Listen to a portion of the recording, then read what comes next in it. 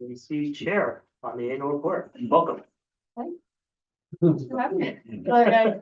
Yeah, I don't know, I'm gonna kick it off here. All right, well, so update you on the last year. Some of the things the EAC has been doing. We just finished our Green Up Day two weekends ago. And it was a big success. If anybody gets the chance or hasn't already, drive past Lakeland Park.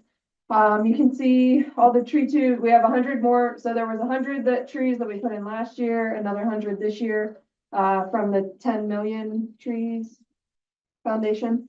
I think it was last year. Yeah, I think they did their 10 million trees. We had 200 in Franklin Park. So anyways, you can see that we have a nice like habitat restoration sign there, and you can see all the tree tubes, nice little project. Conservation project, riparian planting. We probably had about 20-25 volunteers, great volunteers. Everybody was very excited, hard workers. And I did share your message, Mayor, thanking everybody who was there. That was a nice message. Thank you very much. Appreciate it. We have our litter cleanup, April 26th. Everybody in this room, anybody wants to come. I think last year we had like 50 people, like Laura, you were there, and bunch of people, and you're all of them. Laura, and anyways, I think we had about 40 or 50 people, a lot of kids too at the litter cleanup. Last year it seems to keep picking up momentum. That was the third year. This will be the fourth year for it. And this year we'll meet at the Borough YMCA. And we'll do actually the same stretch of Nicholson, which we did 3 years ago, well, 3 or 4 years ago, from Concordia to the Borough Y. So we'll have the police, will also be helping with traffic control. The borough is going to assist with picking up all the litter bags and disposing them on the Monday after. So yeah, if anybody can make it, we'd love to have it. What are the hours? 10 to like noonish, yeah. Usually we're done by like 11:30. That is So 26. that's a pretty good, yeah. And we get vests, right? Oh, yes, Plus. Yeah, safety vests. We have safety gloves. I have kid sizes this year too. Garbage bags, little litter picker upper claws. And some of that stuff has been supplied by the Pickup PA program as well, which provides some of those supplies, as well as some that the EAC has purchased through the borough's budget. So, what else? Festival in the Park. We had a table last year. That's a great education event for us. We get a lot of kids coming up to the table and parents coming with them, sharing various information on recycling. And I think last year we had someone from the PA Lyme Network there to talk about ticks and Lyme disease. And we had a bunch of other information, I guess, which would lead me into our Remarkable Trees program that we started last year. This was the second year for it. So we did select a winner. It was an elm tree on Will Van Lane, which is off West Ingemar over here. So that'll be published in the fall newsletter. We just had the spring one. And a lot more applicants, almost double the applicants as we had last year. So that was fun to see. A lot of people excited about that program, which kind of just brings awareness to some of the residents about, kind of how special some of the trees are in the borough that maybe we've just driven past every day and never really noticed, or just to help spread kind of a conservation message there as well. Some other things, Birdtown, PA, we helped draft up an application for that, which is now in the borough's hands. Has it been submitted? Not yet. Not yet. It will be submitted, hopefully. Of course, helping with the tree ordinance drafting, and providing support and I guess council, not Max's type of council, EAC council towards that. So I'd love to see that get some traction again. Sure, some I've been talking with Uday about a little bit. Energy audit, the two electric suppliers in our borough both provide, a free home energy audit to borough residents, which is valued at like $150 or something like that. And basically what they do is they, come into your house and kind of show you ways that you could improve your energy efficiency in your home as related to electricity. So Jim, on the EAC, he went through that and had someone come to his house and then wrote an article about it. And that was in the April newsletter, spring newsletter. So if anybody didn't see that, it was a pretty interesting article. Some of the recommendations they made for him and how they figure out all that stuff was actually just very interesting. So that is a service that's available to borough residents for free at no cost. I'm going to be aware of. And other than that, nothing too major. Acorn Park, we've reviewed the landscape plan and gave back feedback to the borough on that. We'll be helping out with the tree mitigation there. What species basically to select and kind of where to plant them once it's time to plant those trees out there. So we toyed a little bit with the meeting format. We kind of we're virtual for a few years after COVID, and then kind of went back to does everybody actually want to see each other? Do we want to meet? And so we came in and gave people the option to do virtual or in person. And then it ended up kind of just being like 2 people in person. So we decided just to go back to virtual. So where we're at now with our meeting format. But otherwise, we do have a bunch of the photos from our volunteer events on our website, and a bunch of the, like, any articles or education that we do is also on our website. So most of that's captured there, and as well as contributing articles to the borough newsletters. Probably more than you wanted, but that's what you got. Good job, Stephanie. Anybody? Thank you. Does anybody have any questions about what's going on? Thanks for everything. Sure. When are your meetings, EDCs? What are they, the first Monday of every month, To make that the meeting. 7:30.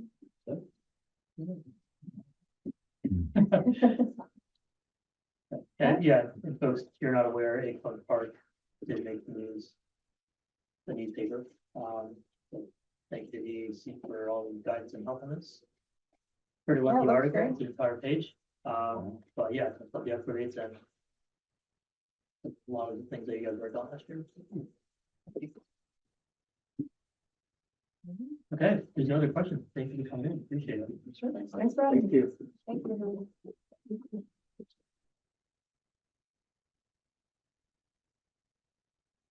Yeah, and Natalie reached out to you.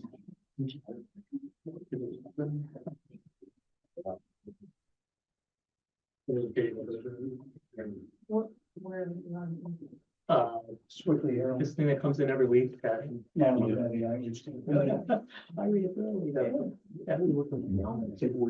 Yeah, you can have it. Yeah. Okay, so on to our next item, old business, first item as well as infrastructure survey. Yeah, so we had some emails going around, where do we stand this?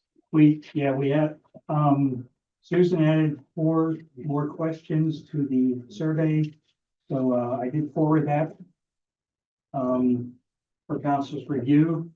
They're ready to go on whatever we want to do. We would then, first obviously have the postcard printed. And probably at least a 2-week process. I would think it'd be printed and mailed postcard, but it'll have a QR code that'll link directly to the survey that will be handled by Susan Raybold. No one else will start. I will. It's good. It's comprehensive. It's really comprehensive. At least 38 questions. My question is, are people going to answer a 38-question survey? Yeah, she had asked if we wanted the simple version or the detailed version. I asked for the detailed one, but we could ask her if she could give us a simple one too. And then you could compare them and decide which one you want to use. When I first looked at it, I thought that people may open it up and say, this is overwhelming, I'm not even gonna bother. That's the impression I That's what I'm got. worried about. I thought we were gonna, originally 10, maybe 15 questions, but. Yeah, 38 questions is a bit much. I thought it got a little technical for people that, like, we've been talking about it, but think, what do you have here, what do you have there? So I think we need the information. I don't want somebody to get turned away and not fill it out or provide what we're looking for, just because it's too voluminous. And I just read it today, actually, I went through it.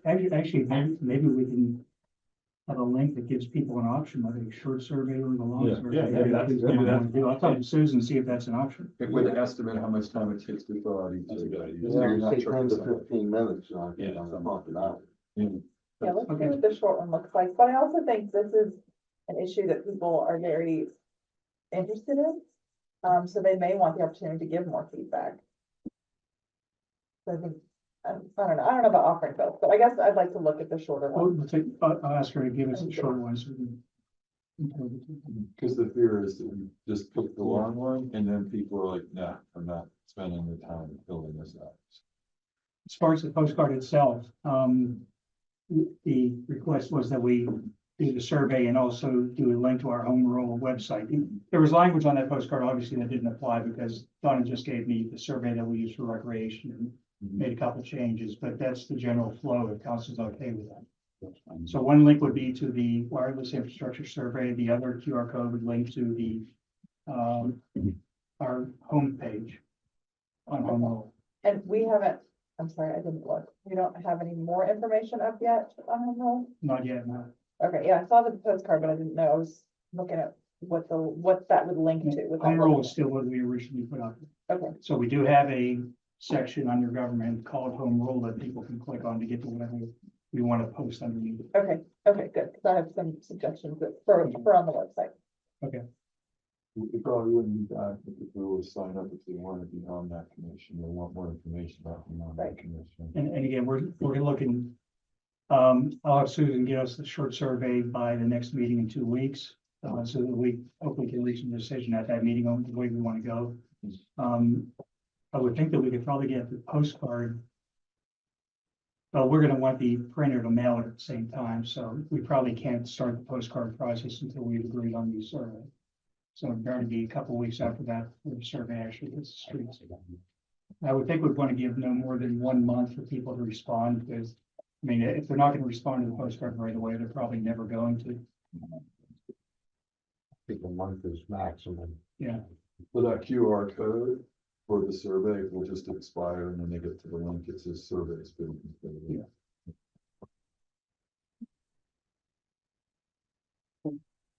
Anything else? Okay, on to the MFPAA agreement. Sure, so it was 2 months ago, maybe it was last month, no, let's go. We considered the proposed service agreement that was presented by Franklin Park Ambulance Authority. Had a motion on to approve it in a form acceptable, so that we could make some changes. We had some discussions, Laura had some comments on the draft that we provided. It was very similar to the version that was provided to, we'll call it the service communities and not the incorporating communities. Just for everybody's reference, Franklin Park and McCandless, because we're in the name there, were the original incorporating entities for MFPAA, meaning we enacted an ordinance in the late 1970s, filed articles of incorporation together with McCandless to establish the MFPAA and have it operate under the Municipalities Authorities Act. We maintain the ability to appoint 2 of the board members, and essentially in those articles of incorporation, we tasked them with a project to provide ambulance service to this community and McCandless as well. And therefore that sort of sets the tone, so to speak, with how they are to operate. In the draft that we got, sort of took a red pen to it and enforced the fact that as an incorporating municipality, although we're agreeing to, these terms in the service agreement with respect to what will be provided by MFPAA and what our financial contributions will be, that we're not giving up any of our other rights and anything else that comes along with our incorporating status.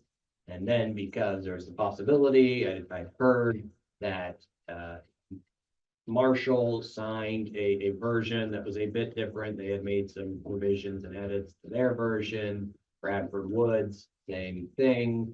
They weren't, it wasn't the same thing that both of them signed, and I haven't heard anything about Pine, what they did, but in the event that for some reason somebody negotiates a better deal or better term or something like that, I inserted a most favored nations clause that said, we get the benefit of anything else that's negotiated with any of the municipalities, except for, the contribution that we know is going to be different for everyone else. So put that in place. In terms of other provisions, I think there's a red line and a clean version included in the packet. We made sure that we had the amount correct for 2025. That was a little bit higher there, and then the table of payments in attachment 1 is the same. There is always a concept of a current municipal body and governing board tying the hands of future boards. Examples where that's allowed in collective bargaining agreements. You have 5 years, you have 10-year agreements. But by and large, there's avoidability if you're extending and sort of telling future councils, oh, you're going to be paying this amount. So it's sometimes a concern about putting that in, but just knowing the history of the entities, the relationship, the power as an incorporator, as long as you're comfortable with those amounts right now, and if it is 2030 and the council at that time starts bulking at that amount and reopen discussions. And it always fall back on the, hey, we didn't vote on that 6 years ago, so you can't hold us to it. So that's there. I have not, aside from talking to the McCandless solicitor, just sort of in passing as to what they were looking at, don't think they had a motion on their agenda. Understood that they had similar concepts or thoughts about binding the hands of future council and that they were an incorporating entity. Why would they sign a service agreement that other entities and municipalities need to sign? So I haven't shared with McCandless or with MFPAA these red lines. Wanted to talk with all of council here and make sure we addressed some of those concerns we talked about before. If there are any ideas, and the next step would be to share it with others. We've kept Chief Odell, in the loop, knowing that we are considering revisions and had passed a motion approving it beforehand. So looking for it at some point. I thought it was really good. Appreciate that you put the clause in, talks about how they can be That's great. Yeah, I'm happy with it. It's current form. Kind of wish we would have done this before everybody else signed it, but maybe, I don't know who wrote it for the form, but. My understanding is, that, as part of that review and that evaluation that was done a couple of years ago, that they didn't have a solicitor in place, there's all these other issues. I've heard that Mike Witherall is either engaged, I don't know if he's at the meetings that you sat in or watched, or he's more of a behind the scenes and just doing it. But yeah, there was some cleanup, but it was really, not appropriate to be given to all municipalities when different relationships. All the changes make a lot of sense. I think McCandless can do something similar.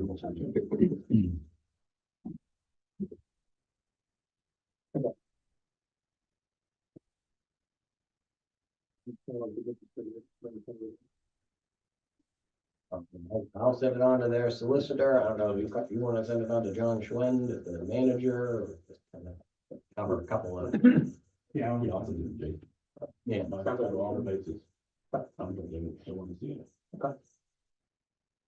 Okay, anything else on this?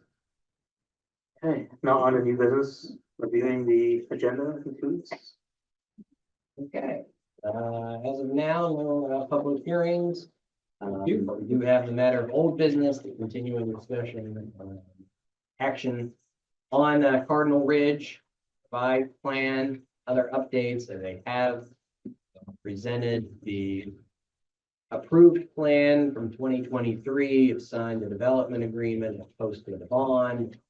I think they're in shape for a grading permit. I don't know if it's been recorded. We've issued, so you might see activity on site, you know, even as they're going through this process for a revised plan. We did receive homeowners association documentation from another community, and does have language that we would have inserted. There's another one we did, but in terms of the stormwater facilities being maintained by the homeowners association with the right, but not the obligation for the municipality to, you know, make sure that they're being operated and stepping in to make corrections. We're there. So I gave language to Tim, just to document that. We did go back and look, and, you know, part of our final subdivision plan requirements are homeowners association documents, so it does come up again, and that's part of the requirement. We should have given those at some point earlier in the process, if they were intending to have a homeowners association. You never really know until they say so. But that might be something for the planning commission, you know, to ask and follow up with on future applications. And you don't need to get too far into those documents or anything else. Just want to be particular that Borough's not without remedy should the homeowners association stop operating. I don't know, Tim, other comments we did get in your packet are some renderings, hand-drawn details, but hey, it's something. Why don't you put the siding under the dirt? He had the siding go all the way down, he drew a line, I just felt, he just felt, I'm just kidding. This is stuff we typically don't see, so, I mean, Yeah. this is low budget shoestring stuff. You know. It tells the story, it locks him into providing those requirements, I think, but, you know, I think there's a lot of loose ends there. You know, but since it's subjective, you know, I mean, that's a good, with the drawing from the front is a good drawing, so we get that. That's an old one. Yeah, and the work packet, that's what Yeah. I'm wondering, what's going on. That's the one that we received. So is this like a juxtaposition of Yes. of the old one and the new Yes, one? so the one showing the 2 stories and the garage basement entry is what they're proposing. You know, Would that be the one that's on, this one, Tim, you're talking about with the stone on the front and that? Yeah, that's. I think that one looks pretty nice. that's what they. What's with the measurements, like with I think I see 2 feet, it's probably supposed to be set, I don't know what that, I mean, what is that? Well, you know, I asked them to give me dimensional elevation drawings, and this is what I got. I mean, the height doesn't really matter in that respect, but it does in some other respects, such as the grading and things like that. What does 2 this feet is- mean compared to 24 feet? What, is there 2 feet difference between the dormers and the top of the? That's what it appears to be. That's just a guess, not specific. Right, so these are not architectural drawings, these are penciled in. Yeah, and- Rendering. Sales brochures. Yeah, and just to be clear, Yeah. code compliant is Yeah. is the title, it doesn't have any binding in that. So, you know, and they should have drawings, they should have, construction drawings should give them all the dimensions. I was hoping that they would have this in the construction drawing packet and they could just submit it, but, apparently not. Because they've never done this before, I don't know. That's, that my concern is that we talked about this last time, the blank check method, which is, I'm gonna give you this thing, which kind of generally gives you an idea, but gives me a lot of leeway to do other stuff if that's not on the plan. I mean, that's. Yeah, we didn't get good drawings of the additions that they could propose, in the rear of the buildings. There wasn't a lot of good information there. There wasn't, On the sides, right? yeah, the sides aren't what the code requires. The code says that the side should be as interesting as the front and the rear, and a couple of windows on the side doesn't show me the same interest, but that's my opinion, and again, this is gonna be a subjective thing that I think that the approving body needs to make a decision on. Tim, I think on this one, I think he did dress up that side elevation a little, different siding at the It's, E. yeah, a couple different sidings, and so he meets the code with that, but there's no bays, like he said, there's no, He did say that. Yes. It wasn't clear to me, based on this, if they're doing like this, with one story, or they're doing, because in the meeting last week, you said they're. to be well, fair, with, doing with, two we plus- actually received as revisions was that, not the one before that, so the one before that's probably what was part of your. He's left at the end of the meeting, that should not have been in there, that's from our website, I don't know how you got, if you're talking about the two-story one. I Yeah. said, well, clearly it was submitted. Right, nobody grabbed that. Right, we're not, Website. right, Yeah, I didn't draw that. Okay, do we now have everything, because the meeting 2 weeks ago, there was some discrepancies between the stuff that the planning commission had and what we had, do we now have everything? Well, that's what they submitted for the front elevation, to counteract the previous one that you just looked at. Okay, so this is out That's out. and this is in. The other side drawings that they had some sketches there that showed the grade elevation penciled in. Yeah, there's some new ones. And then they had another rendering, that actually showed, the elevations too, which, if you count the rear additions of the building, if they have a sunroom on the back, you can say that does have foundation there. It may not have a basement, but there would be some sort of a foundation. And you could consider that 50-50, but if it didn't have anything on the back, just had a patio, that would not make the grade. No pun intended. That sounds like a great area that's been created. Well, yeah, but then they sent us the actual sketch drawings, the dimensional drawings, and then they drew in hand, the grade line, which, And on the side, Tim, I mean, he's got three different things, he's got these, and then down here, he's got The whole. these, and this has a pump out. well, and obviously you can't have what he has on the rear there because that's Okay, so why are we looking kind of at a these decorative drawings? grade. One. Why are we looking at these drawings in our? That's what he submitted. And So Tim, do you want to go back to him and tell him? He's on himself. I mean, I can do that. I can tell them that there's Still issues. these Well, I are. wouldn't call it clean. Can they maybe put like somebody who's a CAD designer in their office and just get them to like do what needs, it's just, They're just throwing with it. yeah, Yeah, cookie cutter. Tim, you're saying that, that they haven't like submitted anything to the borough before this applicant?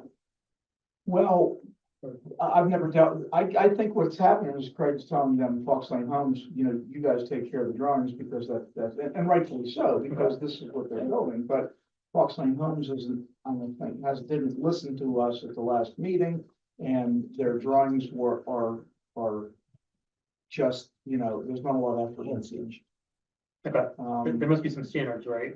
no ambiguity. What's that? There must be some standards they should be using to do this stuff. Like, Well, I mean, there's architectural drawings and renderings, but they shouldn't have to be penciled in, you know what I mean? Yeah. but is that any kind of violation? Because I don't wanna just keep going round and round with them. I mean, ideally, this is not the kind of drawing I would like to see, especially someone who's not an engineer. This is great to me, but how do we come to a resolution on this? Because it feels like we're going round and round. I don't know. I honestly don't know. The way you come to a resolution is say, see you next month, bring something better. I mean, that's the fix. But you need Doesn't feel like an it. extension of time because. Yeah, I mean, you can do that and, thought we did that. Yeah, and then your choices, if they say, no, they, we don't want to give you an extension, then you can deny it because they're not giving you clean, you know. is our issue that it's not clean or is this deficient somehow? Well, I think it's poor quality. You know, I mean, I can see what they're trying to present. I understand what they're trying to say. I don't know that they could get out of anything because of what they're submitting. What I can say is the size of the building don't look as interesting as what the code, the intent of the code. The grade, I'm not really too worried about that because I think the lines that they drew absolutely show that they're 50-50. So, you know, it's just, I think as you said before, they pulled these out of the drawer and then. and At this point, they're fix just them, throwing and fix them, yeah. I mean, as Tom pointed out, this is clearly not what we're getting because these are multiple units the wrong way. One Why of is the, it- you got two different decks, you Yeah. wouldn't have that in the units that they're proposing. Right, it is a lot of information and based on what I can, the little I can understand of it, it's inconsistent at best. But his question is that. Is it enough? Is it enough? I just want to ask, like, the units on top of each other, could that be because the road is? No, it's you would just do this if drawn. you had like they were a whole floor, like you had the second floor, you had the third floor, and you each had your own deck. Yes.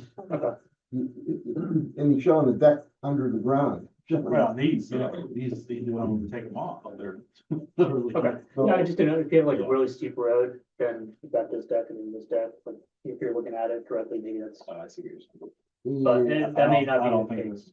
Okay, so do you feel this is deficient? Because if it is, we should tell the applicant, like in writing, exactly what we expect and. Yeah. Well, if you deny it, the applicant is entitled to a written letter that cites the ordinance provision and, you know, in a paragraph sort of explains the deficiency. The one issue, these are zoning requirements, the multifamily zoning. This is a subdivision and land development under the Saldo provision. So I don't know in terms of Sean and Tim of how much in the Saldo we can point to. Yeah, I think, there might be incorporation of certain multifamily zoning requirements. But at the end of the day, I mean, if you deny it and you give them that reason, I mean, this is one that you kind of go to the judge and say, look, they gave us hand-drawn that, you know, conflict with one another, and we asked them Closely. at least once. That's what the courts are probably, of gamesmanship, that you say something's fine, and you deny it and tell them it's not fine. And you kind of show, look, they came forward, yes, they got a recommendation from the planning commission, but they were told to provide more detail within the 90 days. We gave them a short time period to turn it around, so that's what they would say, they didn't have time to do it, but if this was what was presented, and it was Well, too much gray area, Yeah. not specific enough. and I think if we tell them that, you know, you've got a choice, either, or you give us some more time, I think they made their choice then. I know, and the judge would certainly, I think, understand that too, you know, we're willing to give them time, but really show us what you're gonna do, you're not giving us the documentation. And I mean, is this remotely consistent with anything that you've understood, Sean? And this extension of the roof and the bump out over the sunroom? I'm actually going to say I saw. If I scroll down. I mean, Drawings, yeah, Sean's not really looking at this, because this isn't, Yeah, where's the- this is all zone. Oh, wait. This is really I all got it, zone. there's the. Yeah. And they're- Why it's they're- acting this way. I don't know if there's still gonna put a process to the zoning hearing board for them or not. You know, And they're that's another spread out way. all over the place too. It would be, I mean, under a building permit, when they come on to say, I want to build this. And if it doesn't, building permit also includes a zoning permit, in it as well. And everything at that point, you can sort of say it doesn't meet the multifamily, requirement, so I'm denying it. They can take that zoning permit denial to the zoning hearing board and say it should be granted. The building permit component goes to the UCC, but you're not really denying it because they're not code compliant. Right. So that would be one method or check and balance, for the next But, step. but this is design criteria too, so, I mean, this should be settled like, before they get to the point where they're making applications. Okay, for sure, I mean, that's the way that section of the ordinance, I believe, was designed.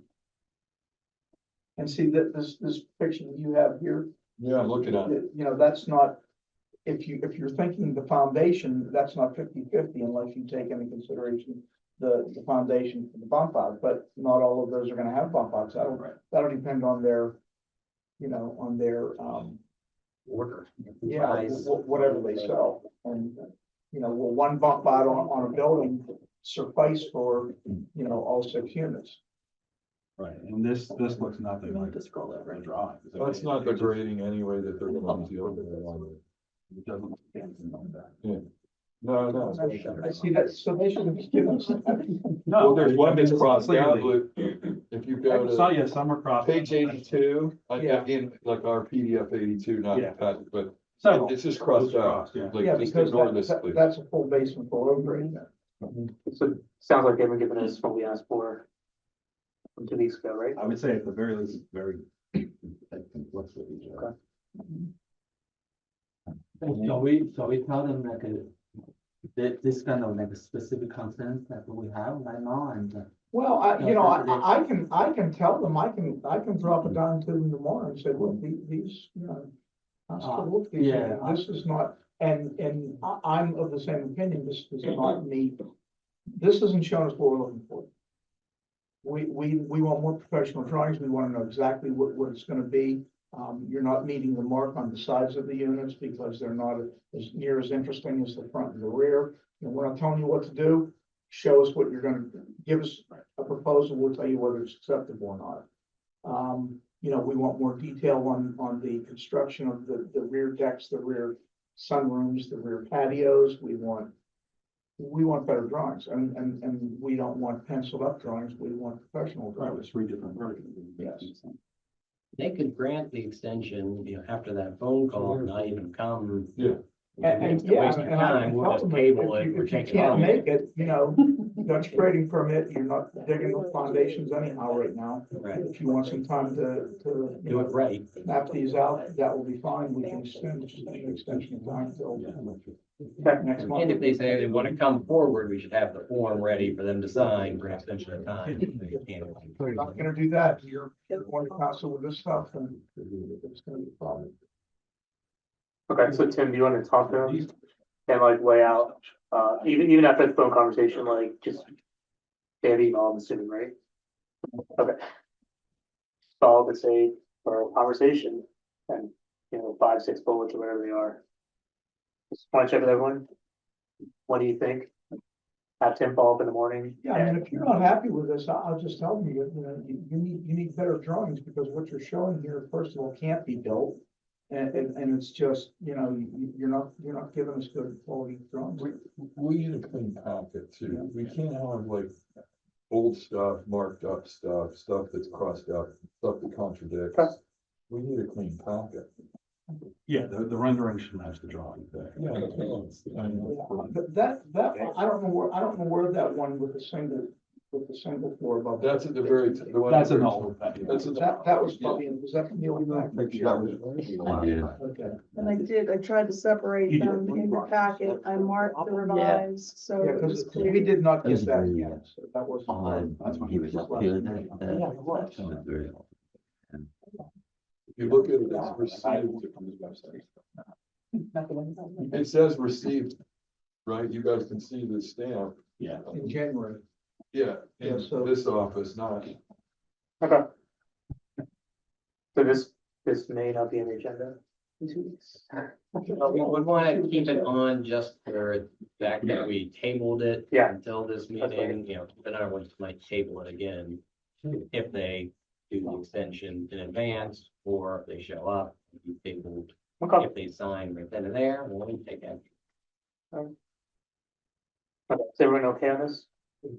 To reach out formally tomorrow and then. We will react. Do it again. Okay. What else on the agenda?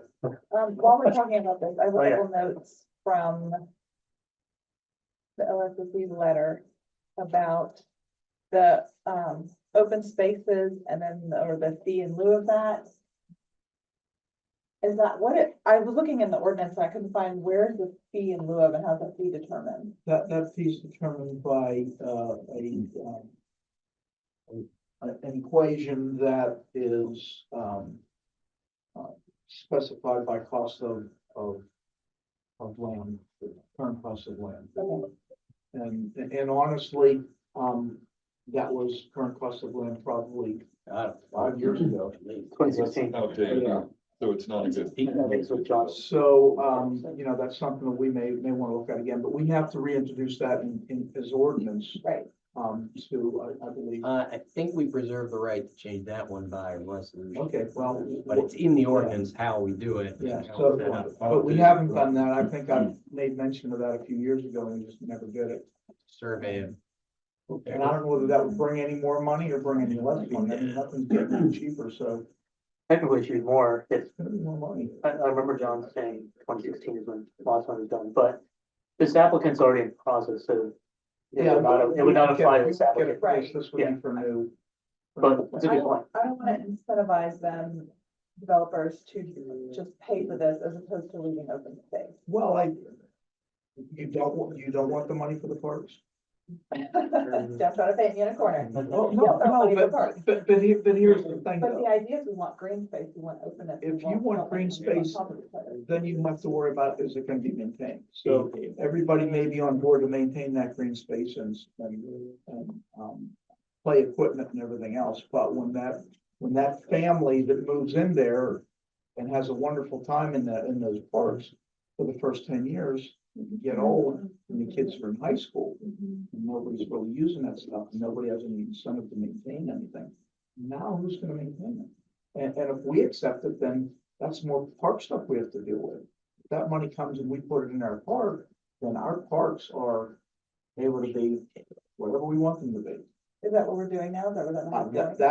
That has been the direction that at least I've been trying to drive with council for, you know, the 27 years that I've been here. And, you know, I'm just I brought that from Cranberry because that's what they're doing. They don't want topless. They don't want, you know, they don't want quality open space that's not going to be maintained after a while. That if it does need to be maintained, then the borough or the township would have to maintain it. You know, and depending on whether it gets dedicated or whether it doesn't, you know, that's a whole nother matter. It's just cleaner. It goes into our general fund. Yeah. We have more than enough expenditure on parks from our general fund. It is- And I think it really helps the parks, especially when we're selling permits. Now, I sold 7 permits for new houses this month, which is the most I've done, and I can't tell you how long. So things are turning around. You know, hopefully we can get, that plan on Nicholson Road finished and the one on East Run finished and maybe with any luck or not, we'll get, some new developers finding land, and we'll get some more lots that we can further invest in our parks, but you know, we get a considerable amount of money now, so we're getting like $3,640 per house. Separate from the building permit. So right now, that's about what the building permits are running, so it's about the same as building permit fees. When the 7 new applications off for the Nicholson, right? No, I think, you know, there were probably most of them, at least 5 or 6 there. Yeah, and we've had some other lots just kind of, there, like, there's one on Carriage Lane. I hope that guy. Oh, it's finally coming around. An empty lot. Well, Mr. Shanko's getting pretty old, so I don't think there's as much agitation there anymore. But not to be later to the point, but I mean, there's advantages and pros and cons to both of this, Yeah. and I get it.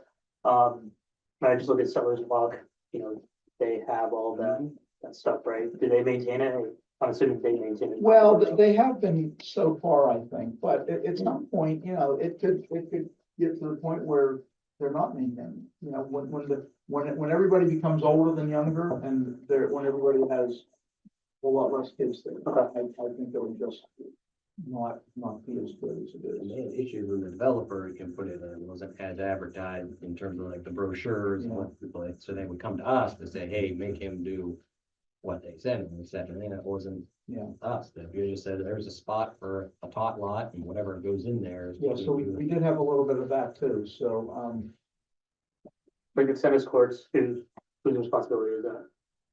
not ours. HOA. HOA? Everything there is. Everything there is HOA, right? But when they don't get fixed, or when that asphalt on the court deteriorates, and when the, you know, nets don't get put up anymore, and when nobody uses it anymore, when it becomes dangerous, you know, who's gonna have to step in there? And everybody's gonna be looking at the borough, I think, you know, because that's what people do. Yeah, logic. But I definitely think that the green fee is fee in lieu of whatever the technical term is. But I want to ask, like, is there a requirement? I know you mentioned that you can do it by resolution, doesn't have to be an ordinance. So can you set it to like, I don't know, like the CPI or some index, so you don't have to like deal with this every year and it's automatically adjusting? Yeah, I mean, you're supposed to do it in the ordinance, and we kind of carved it out to be able to do it through the resolution. And Kath and I were just looking up, the formula is set in the ordinance. It does reference CPI somewhere down below, but, in the saldo, 184-904. Go down, and this will, so the MPC says, you know, you really can't exact land or property or payments from property owners / developers, except in very limited circumstances, transportation impact fees, or you can require them to dedicate recreation space for the use of the inhabitants of the development. And so that's what it's set up. So we have a process. Well, if you're going to do that, this is the type of land you have to give us. But if you don't, you can, and NBC says you can have a fee in lieu of mandatory dedication of land. That's what this is, and it spells it out. And then the formula is included there. And let's say the amount shall be annually increased or decreased by the consumer price index or by an average of recent pre-development sales within the borough, and the resulting FMV shall be included in the borough's fee schedule as adopted and amended by council from time to time by resolution. So yeah, that was some typo comment. It should be.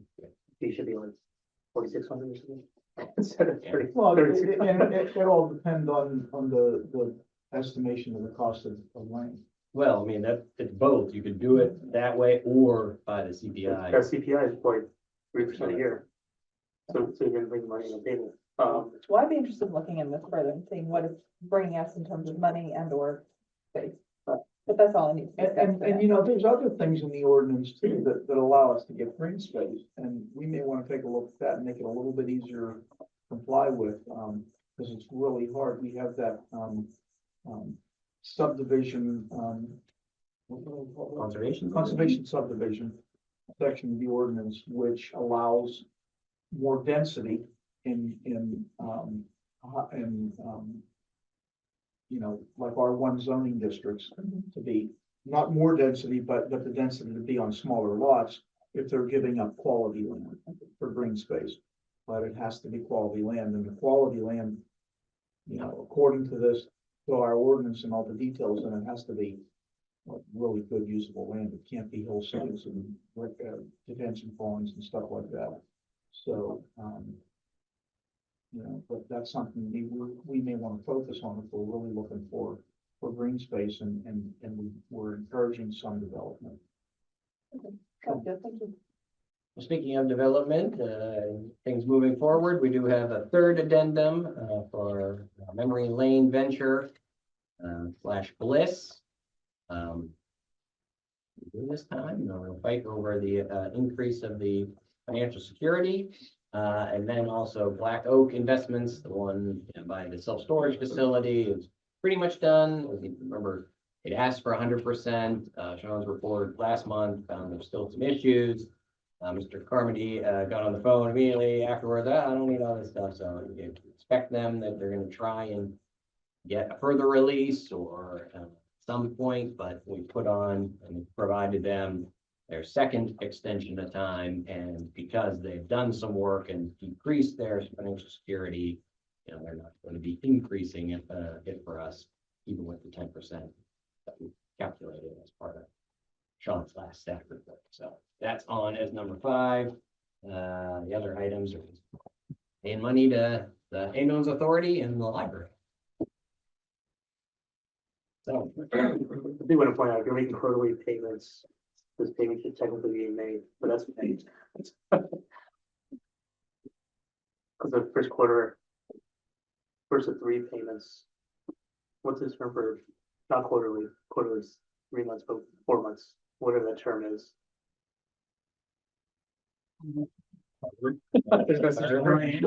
Yeah, trying. okay, whatever the 4-month thing is, but that's okay, like, fine. We're talking about For technically quarterly, it's like 3,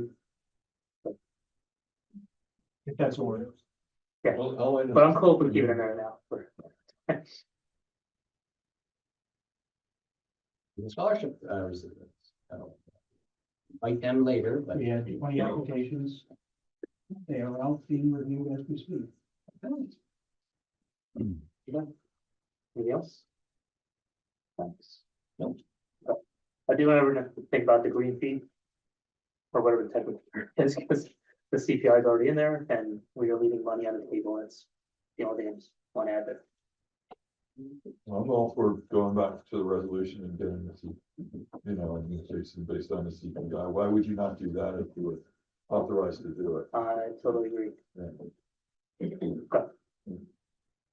All right, person, staff and engineering.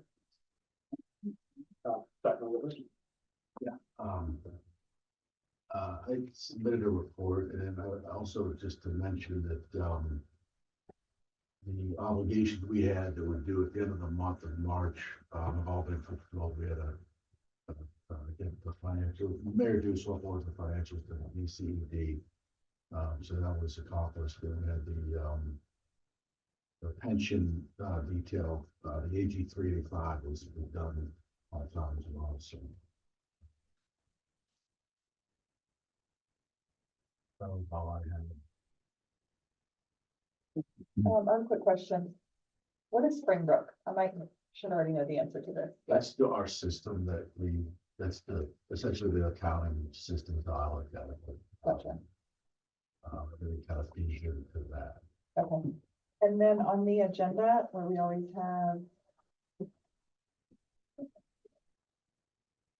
the payment authorizing the payment of the bills, can we include on the agenda what those bills were, just so people have an easy spot where they can see them?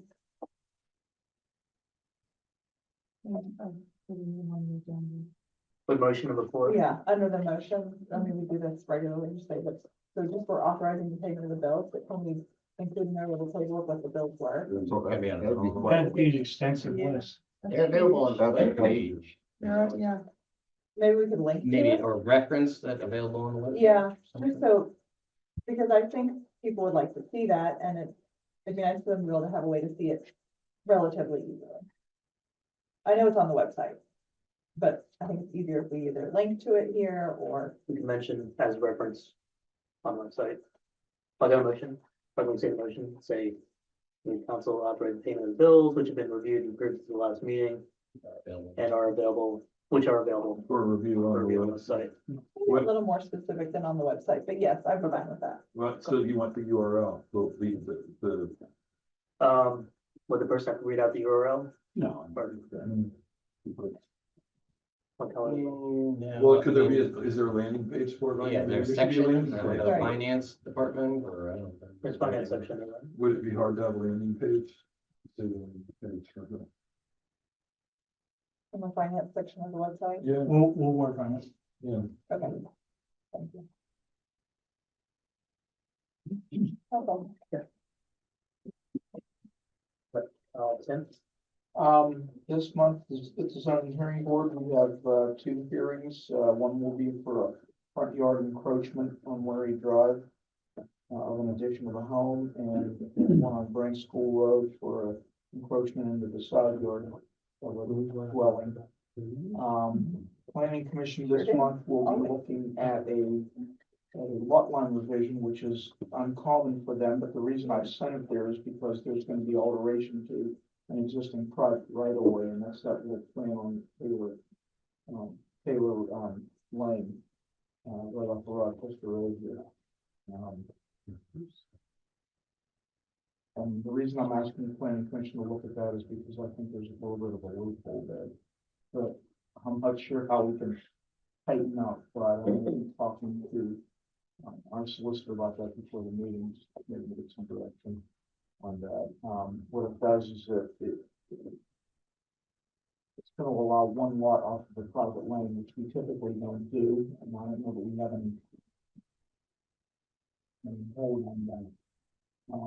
And what that does is it allows flag lots, flows right down to it. We don't want that. If somebody's gonna be putting lots in the rear yard of an existing property, they should all have the proper road frontage. We shouldn't be creating lots or right of ways for single lot in the rear yard.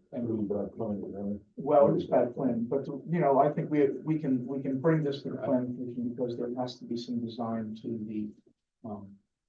the private right of way.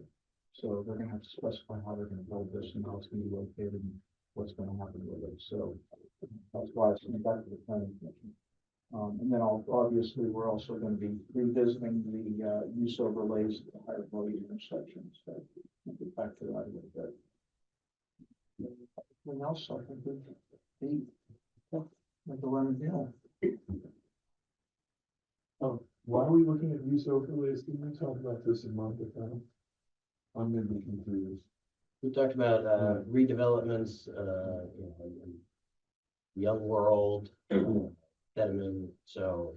I think the original one was all looking at all of R2, and then let's dial it back a little bit.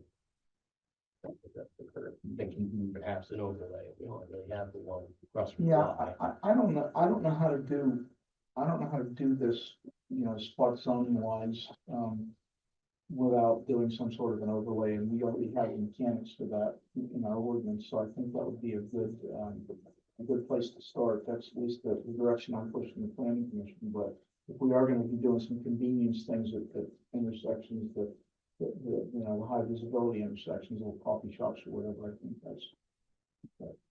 that's the way to do it. We don't really mean spot zoning, that'd be a legal conclusion. Well, yeah, we don't want to start spot zoning, but we can, I think, help things along if that's the direction the borough wants to go. Is that direction we want to go? Well, I think that council told planning commission to take a look at it, so we'll find out. No, I guess I didn't understand that council told the planning commission to look at overlays. I mean, that's my. To look at the concept of redevelopment, but one tool is an overlay, so you're not doing that for the entire R2. And we do want to do it in a manner that it's not spot zoning, because obviously we have to do that. So my understanding is overlay is for the whole like the R2 zone, right? Well, it would be only where the overlays are designated. So, you know, if it makes sense to do it here at this intersection where we already have, development, which is grandfathered, and it makes sense to do it at Reese Run, in Rochester there where we already have one use that's grandfathered. You know, at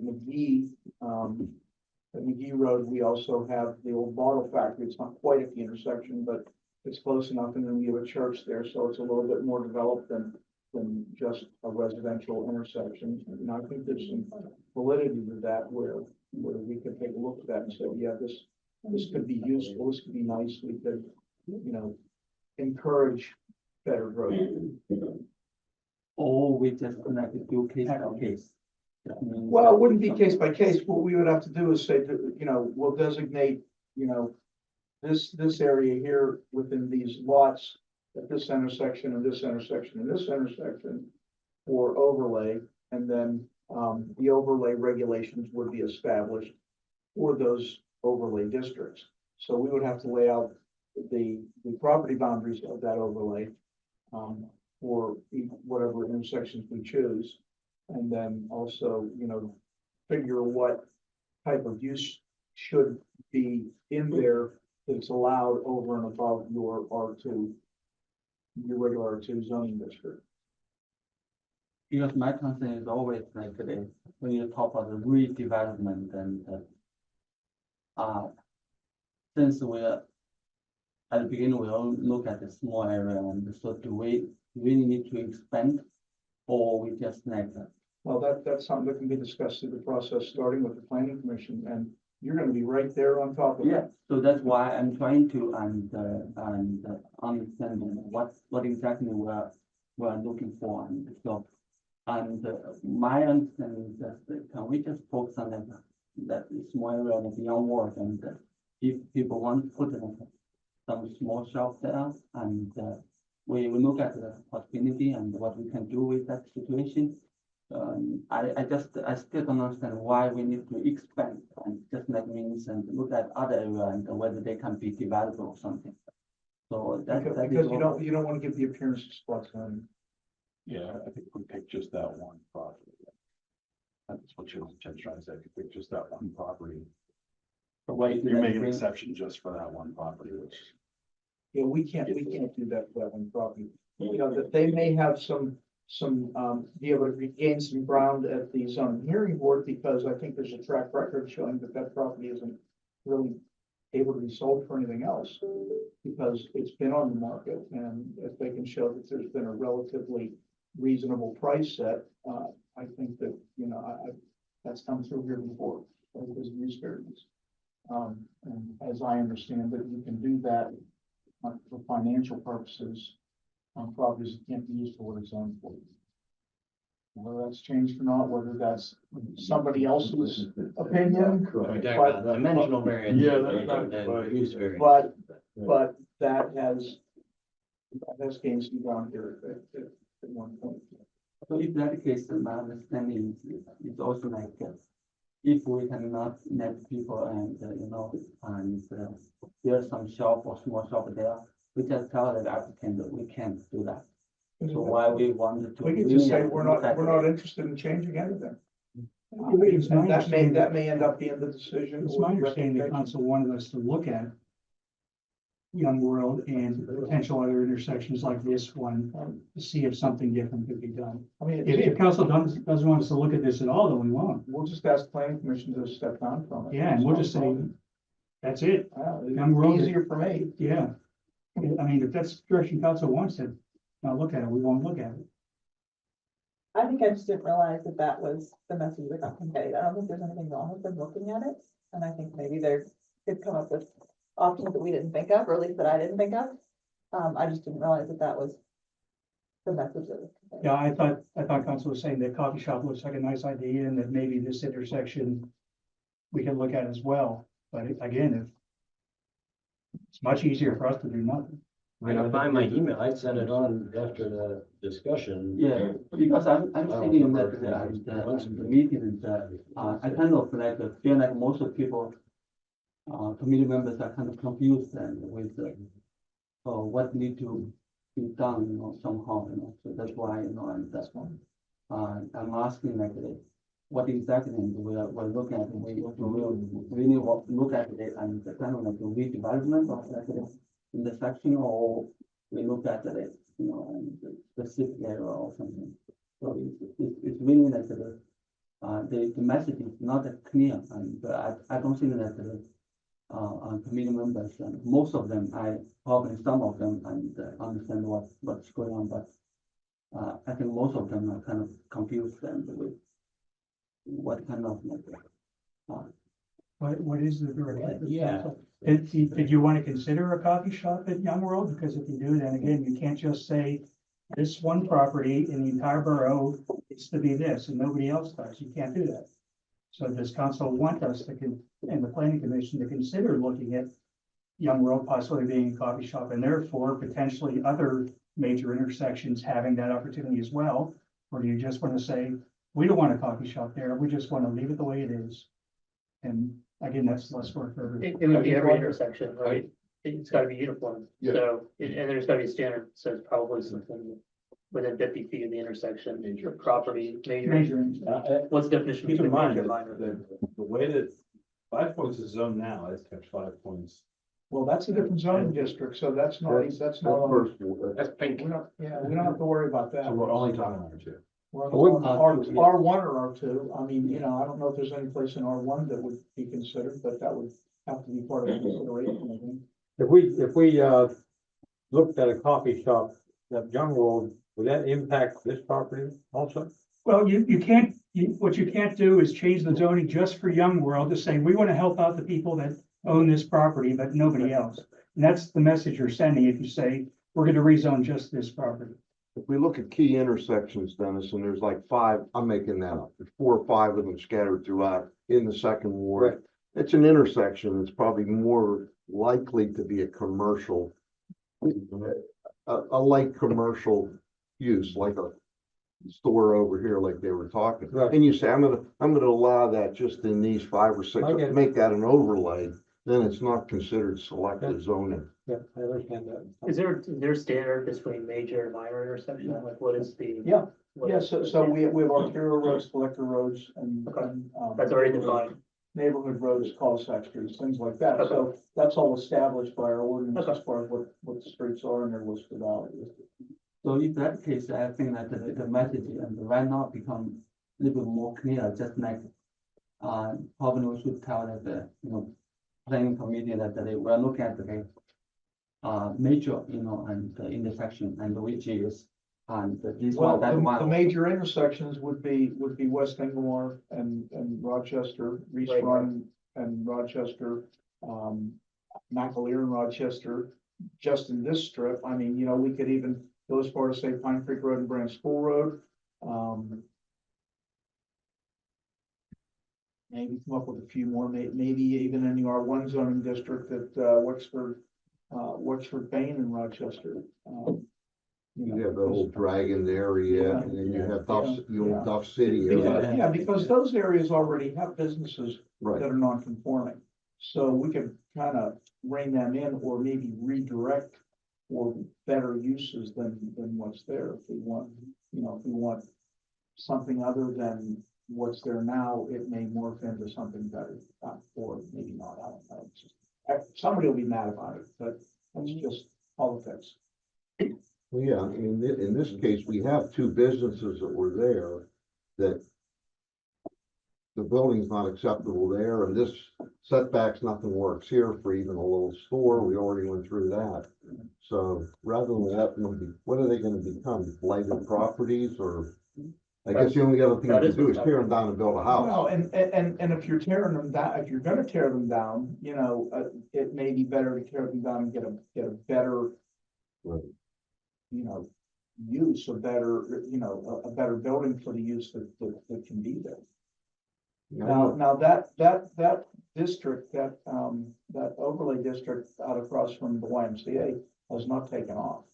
And we gave that to those people because they were horrified that their property values would drop, but they're all still living there. Nobody's complaining about it. And they're not selling to anybody. And I know that some of them have had pretty decent offers. I think they're just holding on to the big one. So what do we want to tell planning commission? Do we want to allow this research to continue or? Yeah, I mean, don't make them do this if it's gonna all be for naught.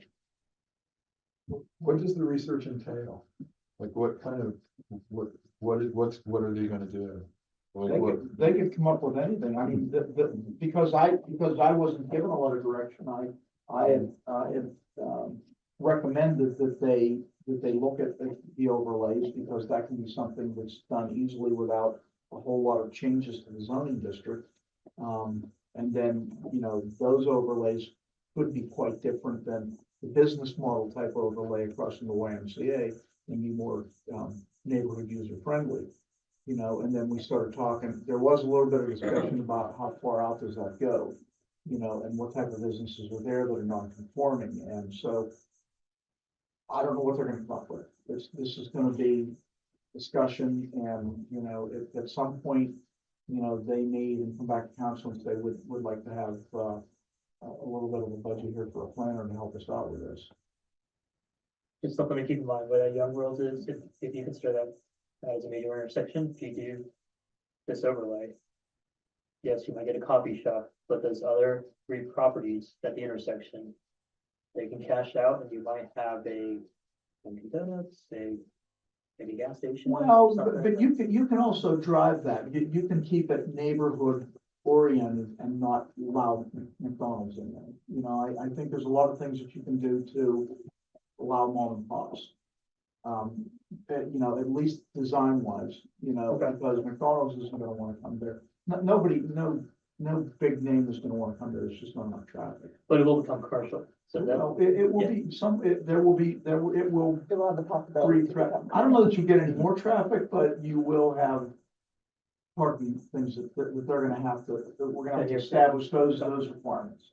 And it doesn't mean that everybody on each corner of that overlay has to be, you know, designated that. It could be just, you know, a strip, or, you know, a couple of lots, maybe on one side, what, you know, we could take into consideration the, you know, property values and what's there now, and just a lot of different things to determine where the boundaries of the overlay would go.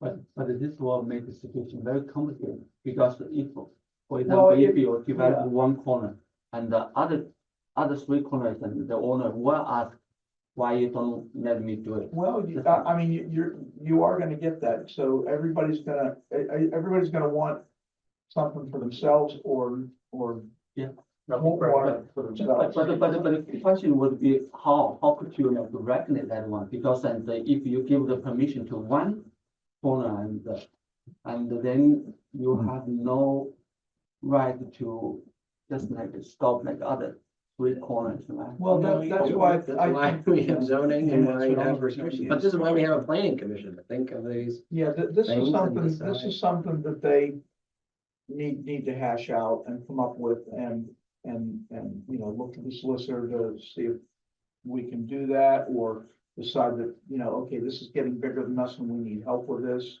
And then they would come back to you for help from a planner. You know, there's a lot of possibilities out there, so nobody knows where it's gonna go from them. I mean, we had a situation here before I started, where there was a grand development plan in where Settlers Walk is, and that connection was gonna go from Rochester Road, Settlers Walk, cleared onto Pine Creek Road, and it was going to be town center. And our planning commission worked like a dog for a few years on that, and come up with a wonderful plan. When they had their first public hearing, it fell flat in its face, because people came in Build the with whole, build the pitchforks. whole fire hall. People come in with pitchforks, and everybody in the planning commission quit. So, I mean, I don't know where any of this is gonna go. so that story is really helpful, right? Here's my concern. As you mentioned, we might need, you know, to get solicitor or legal involved in that. I don't want planning commission spending money on legal bills until council says that's what they should do. Like, I want to make Yeah. certain that we're clear on, if they're gonna look into, this is what we're doing, there's a whole nother step involved in then doing the legal part. I don't want to do that unless council says, yeah. Well, so But what we learned from past experience is Forward. that, you know, when the plot needs to grow for funds for this, that we do need to come back to council, and at that point, council's gonna have to make that determination. And this may be discussed, and they may hit a point where, you know, unless we do this, that, and the other thing, we can't go any further. And then, you know, they're told, talk to us about it. So I mean, And you do have a member of council on the planning commission. I didn't realize the discussions about Young World set this all into motion, but it makes sense. I mean, that's kind of a logical next step. I don't mind the planning commission looking into this because I've said a couple times, I would like to see the planning commission do more planning as opposed to just application review. So I think, again, as it's a recommending body, before we get to the point where they're spending money and a whole lot of effort, I'd like to see what they come up with, just to see sort of a longer term plan for development in the borough. Not just at Young World. I think last I heard they were gonna try to go through zoning hearing. I don't know if that's gonna pan out, but I like the idea of looking at this from a bigger picture perspective, not just one property in the borough. And I think that even though they said they have option on the property, I think those options can be canceled and other people are looking at it for other things too, so. Like phone calls, like you questions, so. So, yeah, last question, and since we are talking about the major, intersection, and but the question is still, people may ask, how about the minor, and the intersection, and so we have so many, like, area, and so, our two zone, and so if you only focus on the major and the intersection, and the people living in a minor intersection, they will have the same question, and how you define as a major or minor or something. So we look at Because it is established by our ordinance. Yeah, it's not, it's gonna be objective. And we're not talking major intersections, we're talking major roads. So we're talking arterial roads and collector roads rather than neighborhood roads and cul-de-sac streets. So if my understanding is correct, that there are only like a few, right, major and. Well, yeah, there's a dozen or so. Because usually when I'm sitting in that meeting and I'm trying to, get more information, and also they always look at me to provide more, like, guidance or something, I'm trying to first understand, by myself, and then, so what I can tell them is just like, right now, the Borough Council is looking at the major intersection or major road, and how to helping, and just like whether like overlay or something, some other options, and that we can have, and so we are trying to help the residents, and in some area, and maybe they're interested in the development or something, so or commercial, and development, so we're looking at that option and something like that. I mean, And but at this moment, and as a friend and talks about, and so right now we don't want any legal, and any money spent. yeah, I know that the free, and work. Thank you for your free work. We don't have a budget, is what I'm telling you. Yeah, that's great. Yeah, that's quite clear. Thank you. Tim, could you just a little summary of what is the risk of letting this thing, maybe have some discussions within the planning commission, because he's still gonna come back to council with whatever they do. Oh, sure. Well, I mean, everything has to come back to, the council. There was some direction in the comprehensive plan about these types of things too, specifically this. And, so some people think it's a good idea. It just hasn't been explored, or the mechanics to get it there, or where it's gonna be, or what it's gonna, but there's a lot of detail that just needs to be discussed. And then, what I will remind the planning commission, if you want them to go ahead and continue to look at this, is, there's no budget for this, so we can't do a lot of investigation on any, legal advice, major legal advice, or any, any planning. We can't get a planner involved to, recommend this, that, or the other thing. But, if they're interested in pursuing it, then, they can budget it. They can ask for a budget for council in the fall. They can also think on their own, they can come up with ideas, Yeah. think out of the box, look at what's happening in other communities, pro bono. Or. Yeah, you never know what comes out of discussion. Right. Might be something really positive, yeah. Okay. Anything else for Tim? Just one question. I have about my notices of violation report, so this is the one for today, so. I got one dated May 2nd, 2018. 2353 Rochester Road, under evaluation. What does it mean under evaluation for 5 years? He does that, and I'm not sure what. Okay, so you can make a note to ask him why that happened. Andy, with it. That is a long. Hold on, property line. 7 years ago, that's what. It's like fine wine, it gets better. Oh, it's getting really better now, the evaluation. I think it's actually defined in the header and bring it that. I don't. Yeah. Put a footer. All right, so we can maybe find that out for next time, show and tell, 'cause Right, sounds like it might be in the header. Look at the footer or the header of the footer. I think it's actually in there. in the header. Thank you, yeah, thank you. Different codes are. I Oh, was it's- worried. it's easy for me, violation I summary. wanna make sure it's easy. No, I spent Yeah. about an hour with it. Construction, 99 code, uniform. But what I'm curious about is, going back to 2018, it says evaluation, not citation. Like, what happens Unless to it didn't cause develop that? into what we thought, or we couldn't have enough evidence to, So it needs to be clear instead of just say evaluation. It just kind of got lost because. Okay. Numbers, you have to understand it. But all these other ones in 2018. But People it's were pretty well notified. I have for Thank one you. that I'm taking to the magistrate. I see you got citations on mitigation there. Yeah. They're making their way so, through. Yeah, so that's it's fine. just- And I can ask about the next page next time. I'm not trying to take. Yeah, all we're, your- we're going to 2019 next. Yeah, we're good. All right, good. Thanks, guys. Okay. Thanks, Tim. Okay. Recreation parks are starting to open up fields and things, as we get into April here. We also had a couple of new programs start up again with flag football. We also added 2 dance classes into the activity center on nights now that Soccer Shots has moved outside. And then Easter event is next weekend. And then we'll be shut down the 3rd weekend because it's Easter weekend. So not a lot of rentals this month, just due to the way the holidays and event schedule has fallen. I think we only had 5 available dates for the entire month, so they're all booked. That's all I have. For the golf course, it officially opened on March 10th. As you know, the weather's been up and down very much.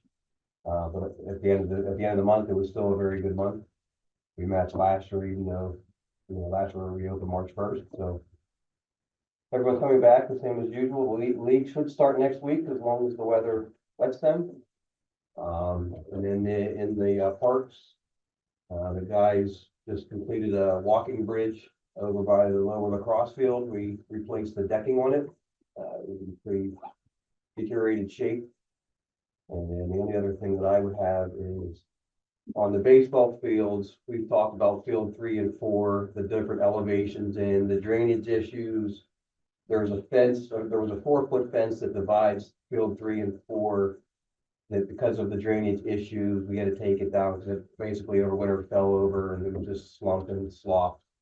The one thing I was looking to do is actually build back a wall between 3 and 4 to be able to build up 4, put some drainage in because there is a catch basin there. But it's a 100-foot wall, 100-foot long, but 4-foot high. It comes in, it's for the materials about $7,000, but that would definitely help some of the drainage between both fields. And like field 4 from home plate to outfield is about 8 foot up. So, I mean, we can't do it all at one time, but slowly get field 4 level-ish. But that would also help the drainage on field 3 to help improve field 3. So, wasn't really in the budget, but it still fits within our, monies for the year. It's not like it's outside Yeah, of we'll anything. find a way. Right, I think that's the best way to start improving field 4 and 3, so. And then you wanted to do that for a while. Yes. Good idea.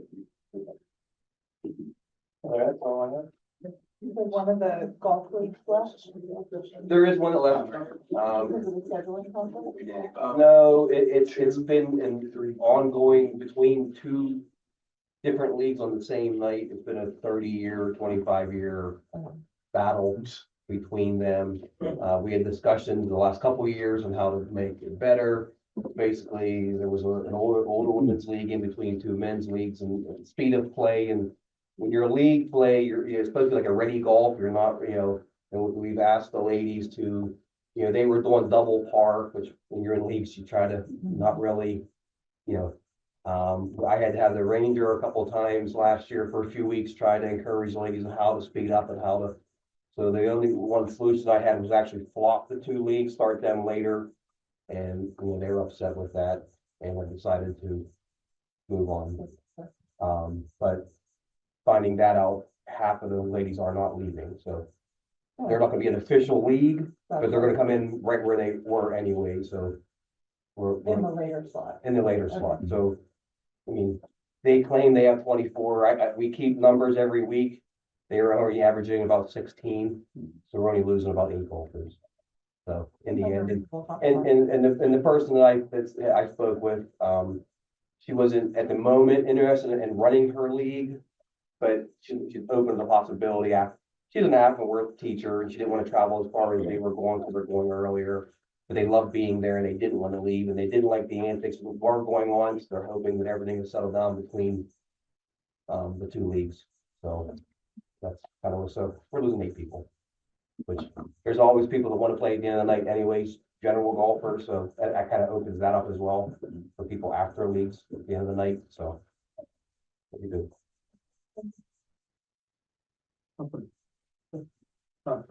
Thank you. We published our memo last week, a handful of updates since we did. Activities resumed at Acorn Parks and Bridges finally here, all the right materials now. They're being constructed, one's in, the other one finished this week. Clean up for Independence and close that one out over the next month or so here. We did meet with Reeves and Jim yesterday. Got a couple meetings, rebid of the golf course clubhouse improvements, deciding improvements there, and then a handful of roofs at Blueberry Park. They will be added to the agenda. Taylor Ridge, Squire Ridge, with a follow-up review scheduled for early next week. With 18-month maintenance bonds there. We had a few items outstanding as of months ago, so follow up. Activity at 1730 Sturbridge, single family home there. They had a public storm sewer, a relocation extension. Substantially complete. We did a field review a couple weeks ago, had a number of punch list items. They were out here today cleaning up that punch list. So Is that the one just right at the top when you pull in? no, it's a good ways back. Yeah. Towards the Right-hand long side. cul-de-sac back, right hand side. Yeah, there were houses going on, one of those two. Yeah. So trying to clean up punch list, I would imagine maybe by June's meeting, we'll probably be talking dedication, for those, that stuff. So, they've been okay though. Once construction started, we speed bumps along the way for approval, but since construction started, it's picked up. And then talked a lot about Cardinal Ridge. Tim and I did have pre-construction meeting, the old approved plan yesterday. They're mobilized again, so you'll probably see equipment over there if you've driven by. They said ENS work kind of set up the next week or so, probably real earthwork, real grading starting mid-month, 2 weeks out. So there'll be actual activity over there, this month. So they brought the crew of excavator, home builder, developer, their engineer, the authority there. So we'll bring that together for coordination to get that. Anyway, those are the updates for the safety. Any questions? I have a question about Cardinal Ridge again, quickly. So, item 7, talks about the minimum intersection spacing of 200 feet, and there was a modification for that. Can you explain that a little bit? That was granted with previous approval. The intersection spacing between private roads and their road, they don't have enough property to move it further away. the space in between them, I think the requirement is 200. I think it's 175. 160, something like that, 75. Yeah. It hasn't changed. It's not less than the previous approval. It's like the road layout. So that would be carrying forward previous approval. Or they do that so that two cars like come out at the same time. They don't want one to pull into the side of the other, so they don't want two streets too close together. Right, that's why I was wondering why that modification was allowed, if that makes sense. You know, I do remember talking about that in the previous approval. We spent a lot of time and there was no way around. Any other questions, Tom? Sure, so nothing new from the letter that we submitted, just a couple reminders for the borough. We do need to contact Growing Greener to see if we can reassign the funds from Ramblewood, hopefully the fish run. And then also, our design on fish run is kind of at a hold until the act is so you guys acquire the Franklin Park parcel. Yeah, we talked about a little bit earlier, the fact that the owner of that property has gone kind of Cold again? radio silent. He asked if he could do his own appraisal. That was over a month ago, and he's not responding to my emails anymore, so. We had it appraised $105,000. We offered that as his charitable donation, and he thought it was worth. I think he said it was worth $600,000 because you could build 20 homes on it. The fact is you can't build any homes on it, or he wouldn't build homes on it. We're sold to somebody that could build homes on it. Yeah, so we'll have to decide what approach we take. If we actually just try to take the property, we'll have to pay $105,000 for it. And he was willing to donate it, so we'll have to figure that out. Other than that, that's all I have. Any questions for Brad? Okay, if not, Chief. I just want to highlight a couple things. One officer, Philippi, finished his FTO program, completed 566 hours of training. He'll now be on his own. He's doing a great job. Lieutenant and I did a assessment of our physical security of our department. And one of the issues was we had our windows leading to my office and Diane's were glass. One of them actually was broke. So the road crew, Gary's not here. I want to thank them. They actually replaced those with glass block windows. So happy about that. And one of the things I was kind of wanting to move forward that I didn't budget for, Guardian came in. Our alarm system was not functioning properly. They did an assessment of it, and our foyer where the drug take back box is all glass. And literally, if someone drove a car in there in the middle of the night and stole that, I wouldn't know until I came in the morning. So we want to add a couple features, one being a glass break alarm in there.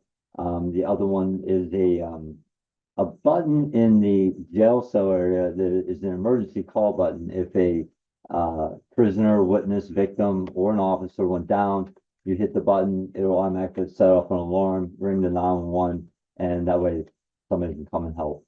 So Guardian has given us a first responder discount. They said that they can do these things for just over $2,000, and our monthly fee would be just under $58 a month.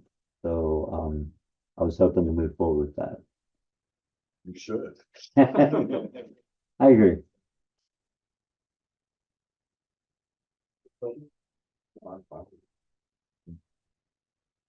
We can find a way. I will make it work. This budget will not deliver. Are you happy with the proposal they gave you, Chief? The Guardian? Yeah, initially they came with a $4,000 price tag, and I didn't catch the 50% off for first responders, and I told him no, thank you.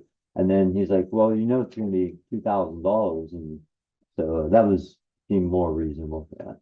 I just replaced mine and then I went from a Guardian to a different system and I found they were definitely like the most expensive, both on equipment and monitoring fee, but they're giving half off. Yeah, and that, they're actually the ones that, the borough has as well for the entire building, Makes sense. yeah. Are there other vendors? I'm just curious, like I know for residential, like Simply Safe, Yeah. right, those are options, so I don't know if that's allowed for like. I mean, I can look into it. The only thing, the existing panel and everything was Guardian, and we've been paying Guardian a fee for it currently, but I mean, I can always explore other vendors. The only, I don't know if that would then become a borough building, as well. Or if we would be separating services from what the borough building has. And the building is guarding. Buildings already, Yeah. It was, we do just want to ask. Very more. Is there any cost for all of these that come out of distance? I will ask, I hope not. Okay, all right. I would just ask. Okay, Yeah. sure. The only thing I wonder about that, chief, is I understand there's a cost to put it all in. The $2,000 seems reasonable. But they already have a monitoring fee, Yeah. the $50-some per month additional. Yeah, I addressed that with, his name's Larry. I said, and he's the owner's brother, and I said, well, explain to me why that is not going to either reduce what the borough is paying, because they were paying for the entire building, or why is mine going up? And he did a dance around that and just said essentially, we were part of the boroughs, but we were a section of it, but the borough is still alarming the entire building, and now we just become our own entity, essentially separated from it. I wasn't crazy about that answer, but I did ask that question. Yeah. So maybe if I check with another vendor and they give me a better rate, maybe Larry would change his mind. I don't know. I can check. All right. Gotta ask. Yeah, absolutely, absolutely. I agree. Okay, any questions? Any update on J-Mar? Am I saying that right? Yeah, the JMI. Yeah, so we didn't realize it went down, and we don't know whether or not that was weather related, because we had that really cold spell and we had it out there and thought it was running, and we pulled it down, and first it was frozen to it, so we couldn't get it off the pole. But once it warmed up, we got it off, and then we were like, where's our data? So the company had logged in, they couldn't figure out what was going on with it, so we sent it off, but I have not heard yet. So, yeah. But we've been using the radar trailer in place of that. We had it on Western Run Road for a while. I then moved it, it's now over on Bellwood. Gonna be there for a few days. So, You said most of the, We're people- residents, yeah, people who that's lived on quite small- ironic. yes, yeah, and there, even after the meeting, we talked about that, there were a few more residents as well, so, yeah. Is it hard to see the chalk lines? I mean, I don't know. No, they're pretty obvious, yeah. Yeah, yeah, right. You know, a big sign up that says we're conducting a speed. Yeah, and there's nowhere to hide per se on that road. I mean, it's pretty open. What the officers did notice that the majority of residents now, instead of looking at the road where they're going, they're now looking for the police vehicle where it's been sitting. So it did have an impact. Yeah. Okay, anything else? Not, staff can go, right? Do you need one? Staff can go. Please. Thank you. Yeah. Okay, thanks, everyone. Thank you. Have a good evening.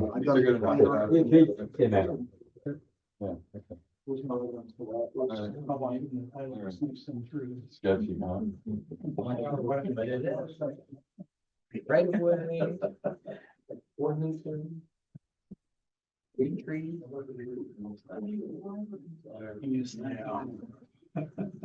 Can't.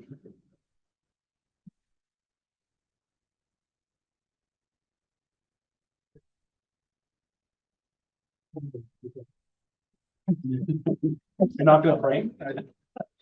Second, they'll be your house. Yeah. But that. I don't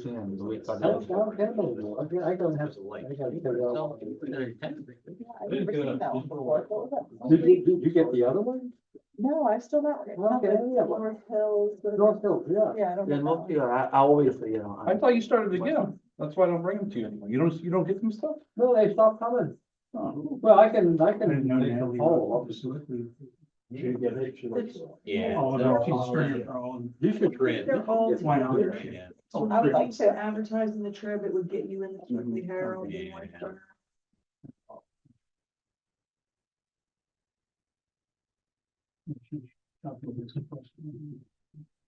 Good, go ahead. I don't It think is so. widely circulated. Yeah, It's probably file one whether we didn't. that's true, but do you pay for it? Your best island where? No, you No. pay first. I'm You gonna can't do put anything. that. We meet the 25th. Yeah, as a I rule. can't do the But- first thing either. So. I was like thinking about it. Have to send you a full day. I send. No, I'll be on the updates to my band, group so I right can't go to now. This band's going to the Kentucky Derby, right? Mhm. Yeah, one more thing that Tigers. Unlocked decision here on the Commonwealth levy saying that Yeah. you do not have to. They'll be do different legal from the advertisements in newspapers. Very different. If you Yeah, follow going from like procedure Disney in New York. in the to general municipal Yeah. law, appoint a duly sworn town crier. I think we should do an alert on that. So, and Anna Jane was like, oh, that's great, I'll do it. I was like, please read this case and then Right? tell me who's gonna do the client. Yeah. Right up your alley. Oh, No, you got one, right? yes, I have opened the envelope yet. Ah, yes. I didn't know it was this color. Yeah.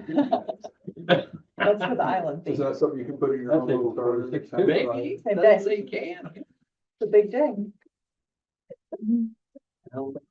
Yes, I know it goes. Yeah. You're Roll going into to opening day too. Okay, let's roll into it. Let's, manage your report item. Okay, and I probably shouldn't call it free because everybody's wondering what this is. It could be many different things, but I'll focus on the two things that I meant, because you had asked me a question a couple weeks back and I wanted to give updates. One is I sent everybody a list. We bought 70 trees and shrubs from Tree Pittsburgh. We'll probably make another purchase in the fall. They'll be planted at various parks. Some will be used at Acorn as part of the restoration. Some will be in Old Orchard where we're converting grass into natural space again. But we try to choose native plants with a variety of sizes so that we could put them in different locations. Also, I'm working with Tree Pittsburgh to get some more information on a program, an adopt a tree program that we can host here in the borough for our residents. There are various ways it could be done. We could pay for the trees and just give them to our residents, or we could have the residents pay a small portion of that. Tree Pittsburgh could send people here to give them guidance on planting and information on education on trees. But I should have some more information hopefully in 2 weeks to present to council to see if we want to do that this fall. And that was the only trees thing that I wanted to talk about. You know, I have more to talk about trees. Is fall too late? You Is go fall too late first. to plant, or is it? No, fall and spring are good planting times. Fall is a very good planting time. Okay. I just think we need to have a little more discussion on the trees that we're gonna be removing on Oakley. I've been putting a lot of thought into that, and I've been driving through there, looking at the thing, and I think we're scheduled to cut those down in May something, 10th, 11th, whatever it is. I just think when we cut those trees down, it's gonna have a really negative impact back on the borough, and people not knowing or understanding why in the world is the borough coming down and 12 streets. And I think we could maybe have some little more discussion on the thing. I know it's been there for, I think 30 years is what I heard. So I mean, if it's possible, we could just grandfather that particular situation and then deal with the trees when there's actually a water problem, but then we have to get these underneath the system. And that's, I just think we have no more discussion. Just to clarify, those trees are 30 years old. Okay. And And there weren't trees there 30 years ago in a row like that. There were some random trees and some shrubs, when you look at Google Earth, so they didn't one for one replace trees with trees so that they've always been there. They took a very different approach, and that wall isn't 30 years old either. That was put in when those trees were. Yeah. So they took liberties to go ahead and do as much as they felt they wanted to do for the neighborhood on property that wasn't theirs. I just wanted Yeah, to. I still think it's gonna have, people are going to look at that and I think it's, nothing kind of is going to playing with. And I also would say that if we are, you do want to keep them, and he's writing an NOV for another property that has trees in the right way, we need to stop writing that NOV. And I just want to have a little discussion on that, see what everybody. Where's that other, just out of curiosity, where's that other? It's on the top of your, NOV list, actually, the NOVs are already written. It's a Duncan Drive. Oh, yeah, okay. When you come up Duncan Drive, there's someone comes up there with trailers regularly. And, when they come up to the stop sign, you have to pull all the way out to the front bumper of your truck's right on the white line. And then hope and pray when you pull out to make your right turn that there's nothing coming. So they can't see. There's a split rail fence there too. Also. There's a split rail fence, that was secondary to the complaint. The complaint was that you couldn't see to turn on Duncan Drive, especially when pulling a trailer.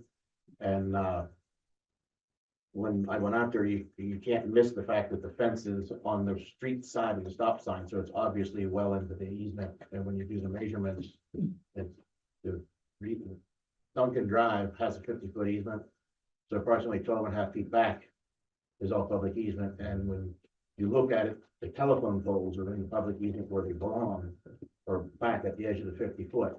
And all these trees are on the street side of it. Along Duncan, not along Rochester. We're just talking about. I'm just talking about along Duncan. Now, on Rochester, it may or may not be a violation where the fence is. The only way to do that would be to have it surveyed, because I can't guarantee that Rochester Road is in the center of the public easement. So depending on where that is, Duncan Drive being a borough road, all the indications we have, especially since the lot across the street from this particular situation has been subdivided recently and there's current drawings, that appears to all be in the center based on where we are. The main issue is the site distance is being blocked by the. Yeah, the site distance, so there's 3 separate NOVs. One is related to the fence, the other is related to having trees within the public property. The other is having a tree on your private property that's extending out into the public easement, creating a hazard for motor vehicles. So there's 2 trees that are actually in the public easement. There's a third that's right on the edge of the public easement that is also pushed out and creating a visibility issue. Hypothetically, you could solve this site distance thing without taking everything out that's in violation. Is that right? The only thing we're looking at are the trees that are Yeah. Yeah, the one tree is planted right on the edge of Duncan Drive. Yeah. And I don't know what type of a tree it is. It's an ornamental tree of some sort. Again, Gary could speak to it better when it comes to the roots. We talk about shallow root systems. Shallow root systems tend to break up curbs, stormwater systems, swales, sidewalks, and so on and so forth, whereas the deeper roots go down into the ground and they don't bother the above ground stuff as much as the below ground. But when you're dealing with overhead utilities, anything that's going to go over 15 feet high is going to go into the overhead utilities anyway.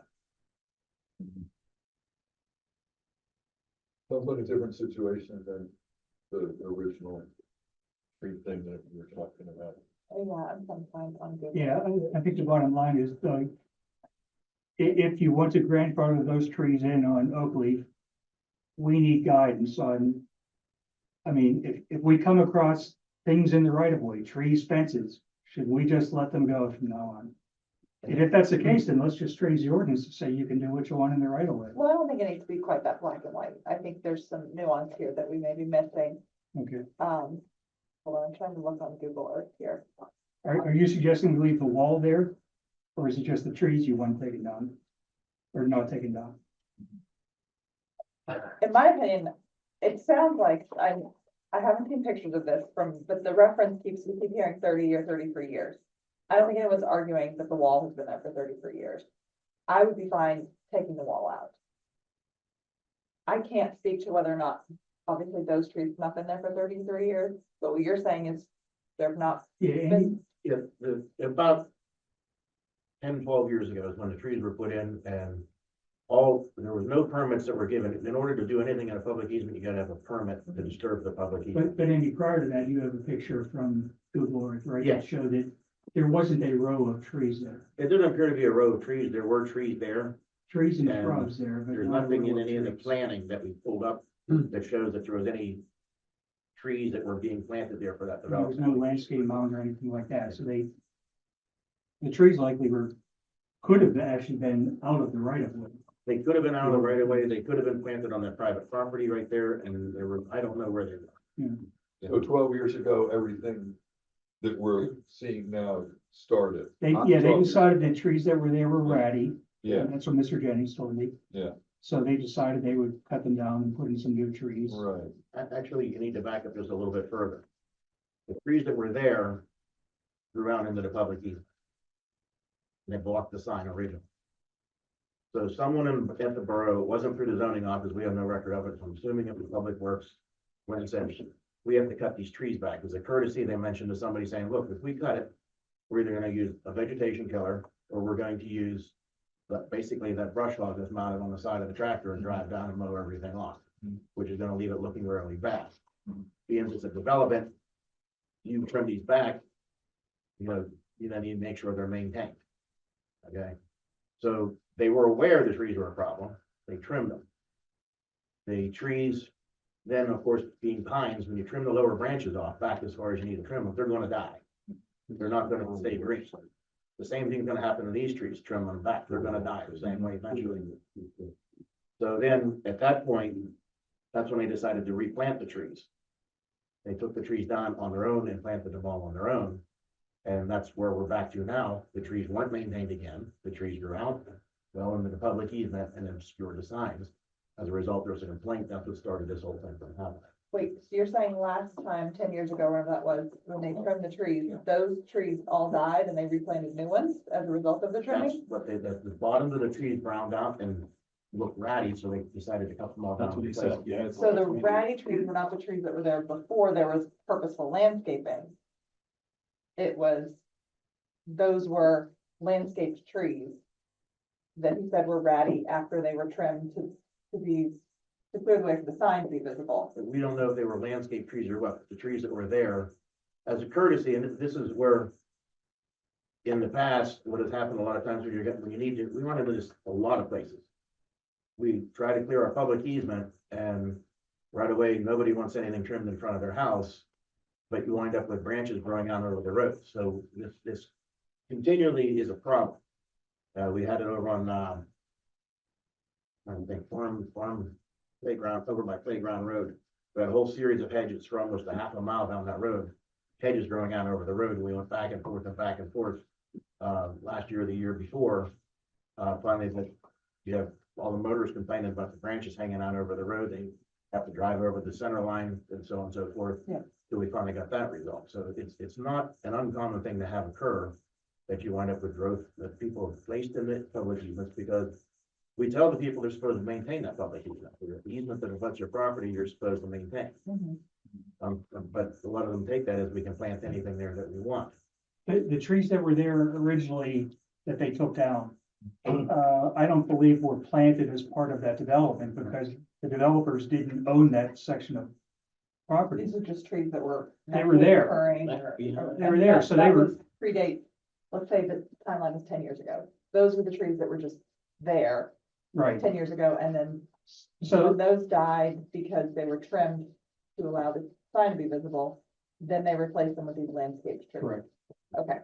I understand 100% your point, Andy. You don't want stuff growing into the road. You don't want stuff to be obscuring signs. I find it not compelling to say we've had to trim this twice in 2 years to say that this is a major problem in this particular spot. I do understand it's a violation. The borough needs to do something, and we don't want to encourage things to be planted, grown, impeding in the right of way. What I don't understand is at the time, when we had them trimmed before, if those, we don't know that those trees were in the right of way. Is that what we're saying? the trees that were trimmed 10 years ago because they were blocking the Correct. signs. We don't know whether those. Yeah, are they- right away. I'm guessing those trees were probably there when that road was put in, so they would have been grandfathered in, I would assume, if they were within the right of way when that road was put in. And we keep using that term, I mean, Yeah, grandfather, I mean, we're talking about like non-conformities or things like that. I mean, that the whole thing is a legal pre-existing non-conforming use of structure. And so, you know, if there were obstructions in the right of way, it was never legal or anything, so you don't really get the benefit of quote unquote grandfather. They've always been illegal. So they've always been illegal, they were illegal there, it's more of a question of what is the implication here, and I'm trying to think as well, you know, hearing, you know, one potential, you know, option would be to, you know, shift the right of way by having the property owner on the other side dedicate, a strip of land, shift everything, so you maintain the 50 feet, they still got the easements for the utilities that are under there. They would need to arrange or make some arrangement with that because it's still there. They're allowed to be in the public right of way, and you can potentially shift it, essentially move it out, but then you don't have as much space. You don't have as much, you know, you're fixing the curbs eventually, you might be into there. It just seems like a lot of what ifs and steps to do to get these trees out of the right of way by moving the right of way. That I just don't think it's possible. We've had other instances where we have an agreement for an encroachment in, usually it's like an emergency access easement for a stormwater line or something like that, not a road or a right of way. But that's usually a license agreement that we can remove the obstruction at any time without notice. You know, it might be recorded, but it doesn't run with the land. I think at some point he sort of suggested that, but that is usually prospect. I want to do something in the future, so I come and I ask and, you know, put it in. We've never done one to retroactively do it. And yeah, I mean, it's a tough situation, but in terms of, I mean, the ordinance is there, the question of enforcement of who it is, because it's in the right of way, and the one property owner who we would go after is innocent, so to speak. But you know, that was clear that we had at least a statement, you know, in public comment of, yes, these trees are in the right of way, because that is always the concern, not having a survey and not seeing where it is. We knew it before, at least in terms of looking at the plans, and looking at the overlays, but without a survey, and now we've got an admission, as it were, that they're in there. It's not a dispute. So my concern had always been, oh, if we go in there and, you know, they come and say, oh, you did that on private property, then we're in a de facto taking or whatever it is. But in terms of confidence of, yeah, this is encroachments in the right of way that need to be addressed, is pretty much. And so, so, and with those trees, if you know, is there a method of trimming that will take care of the issue of the site distance with them they're encroaching in the right of way, they're sitting on the right of way. And part of the problem is that there's a site distance that's being interfered with. Is there a way to trim them so that the site distance is taken care of on those trees? It's a signage, the sign is covered. Okay, all Yeah, right. that's So, right. And they already trimmed it a second time. so Max, is there a legal way that we can hold them, or whoever it is wants to be held responsible, however this would be, sign off on something saying that in the event that we have to take those down, that they're gonna pay for us to take those down? And also if they've done damage to any of the utilities, there's some way that they can agree to defend, indemnify and hold us harmless from any utility companies complaining that the trees in the right of way were not, that shouldn't have been there, did damage to those utilities. Is there something like that possible? You do it through an ordinance that says you can't have trees or any encroachments in the right of way. Yeah. It's not, I mean, trying to figure out after the fact. Yeah. Anything potentially possible, but is it enforceable, is it even legal, and what other type of precedent, precedent, because it's not that, but at least in terms of a policy procedure, it's going down that path, that it's not contemplated, there's just not supposed to be anything in there to cause problems, and, you know, if there is something horrible, awful flooding down or anything else, what, the one property owner is gonna have the funds, either insure it or pay for it if it causes extensive damage. Are there bonds that can be purchased to?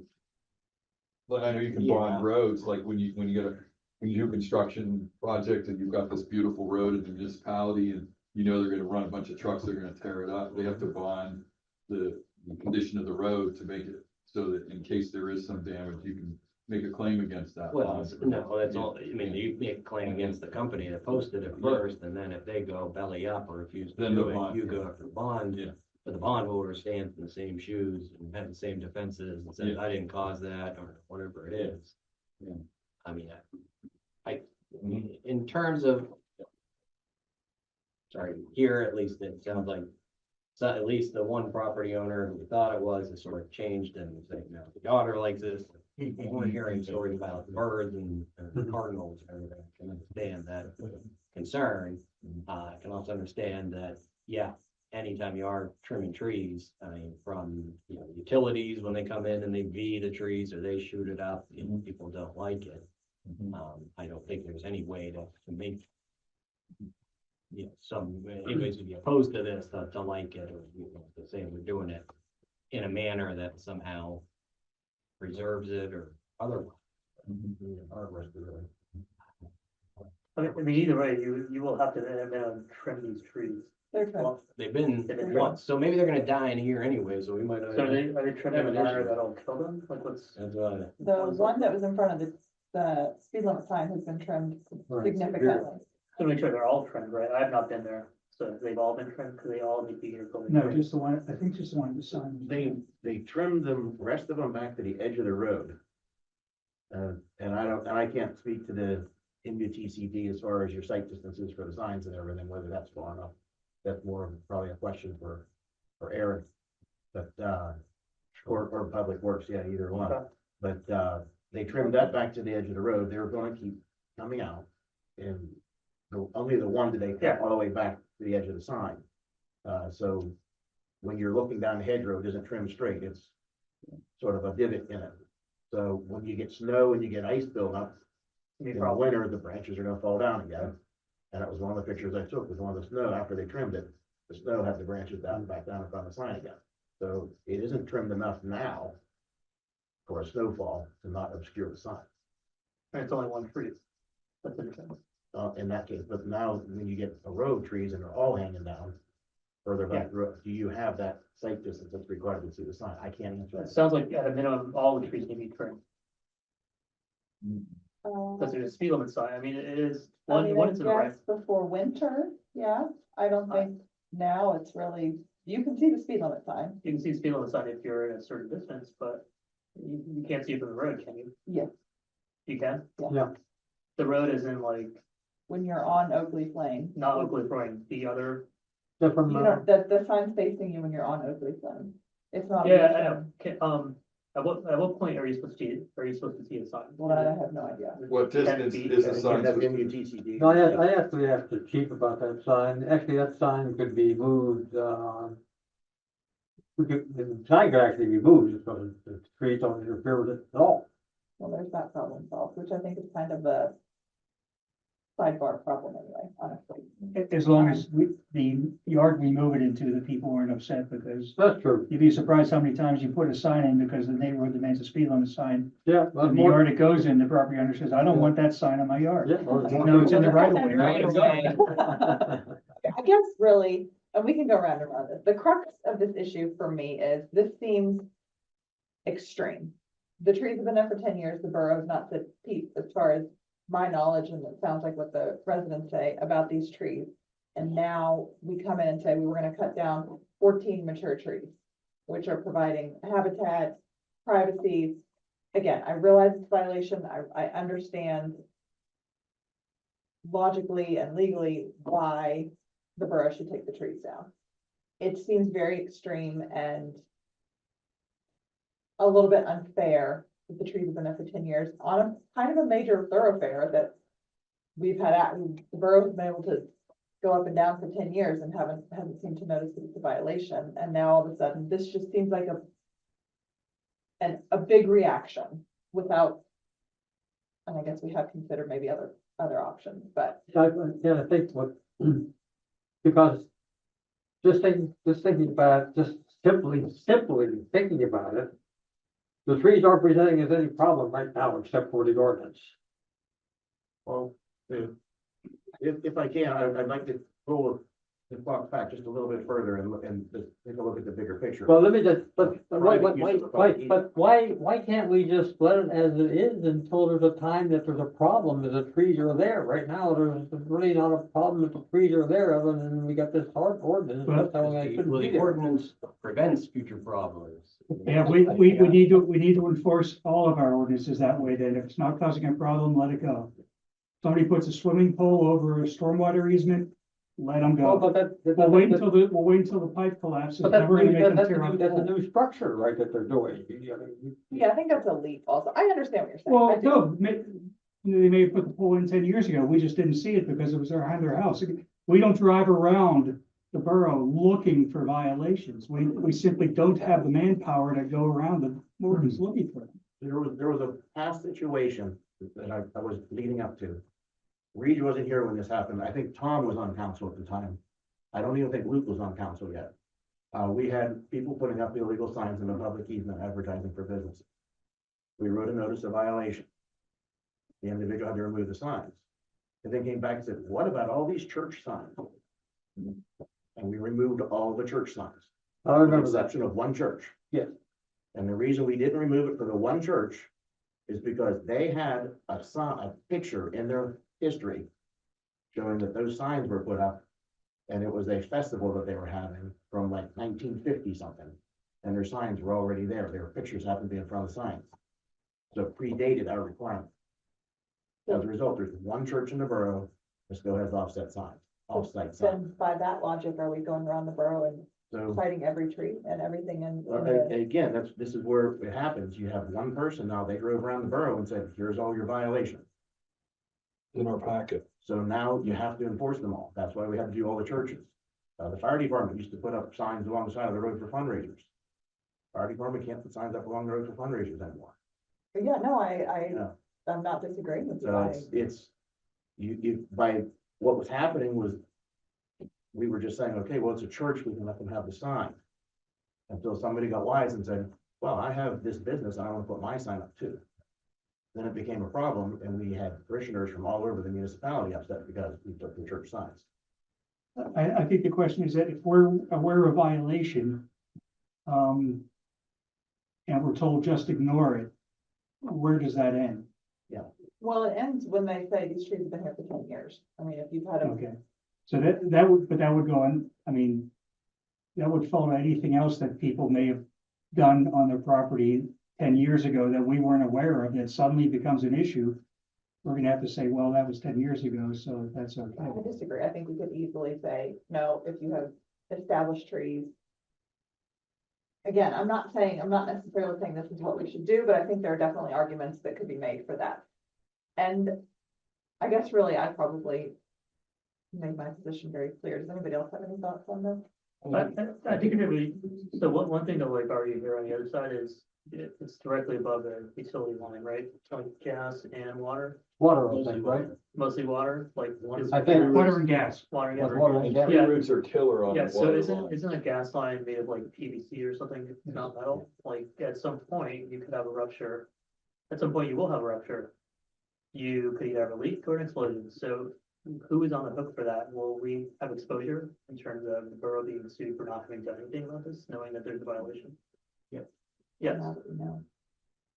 now that we know, we do. Yeah, know. it's And even noticed if you under the didn't Municipal know, Tort I mean, Claims Act. anybody's gonna go over and Yeah. say, It's an there easement. was trees in the easement, Yeah. regardless of It's a the public history easement. of how many comments you've had in it. And yeah, I mean, there is a concept of prosecutorial discretion. You have to go after everything that you see. And we always get that defense, we are doing an enforcement action and somebody says, oh, this, that, and the other thing, I'm gonna report all these, so therefore let me go. That doesn't fly. I mean, Tim will go investigate if they'll lodge a formal complaint through that process. But at least on this one, yes, that is a concern. There is the public safety, the reason we have the ordinance, protect the public rights of way, not just for the transportation of the public and the ability to see the signs, but it's because there is all that other infrastructure that's buried and under there, we have to call the 811.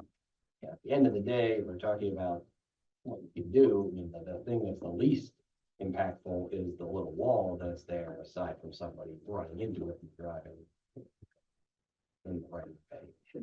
They shouldn't, they see it, but living trees that have roots and go in and grow and aren't managed on staff. Yeah. Brian, you're gonna say something. Yeah, I mean, it's a real struggle, isn't it? We've spent years now saying preserving green space and trees are really important. And, you know, here's a community that popped up a bunch of trees for whatever reason, however they did it, and On top of the gas line. yeah, and now we're saying, and that the reason for not doing that is because of the safety issues, because of utilities that live under right of ways. It is the very reason why it's a violation of our ordinance, what they did. But on the other hand, you can understand the value of these mature trees and what kind of aesthetics they add to both sides of it. You know, I think it's really, this. Is a homeowner going to plant trees below the mountain? Yeah, I spoke to her last 2 weeks ago after the meeting in the parking lot, and I think she was sort of half joking, but said, you know, what if we plant a row of trees behind those right now as a compromise, and then as those die, we remove them? I mean, some may be closer to death now than others with the trimming. I don't know, I mean, maybe an arborist to see if you could have young trees behind mature trees in terms of shade and, you know, everything Yes. else, but I mean, it can work that way. I mean, we've already, it was November, I think we started talking about this. Giving them 60 days from the letters that went out last month.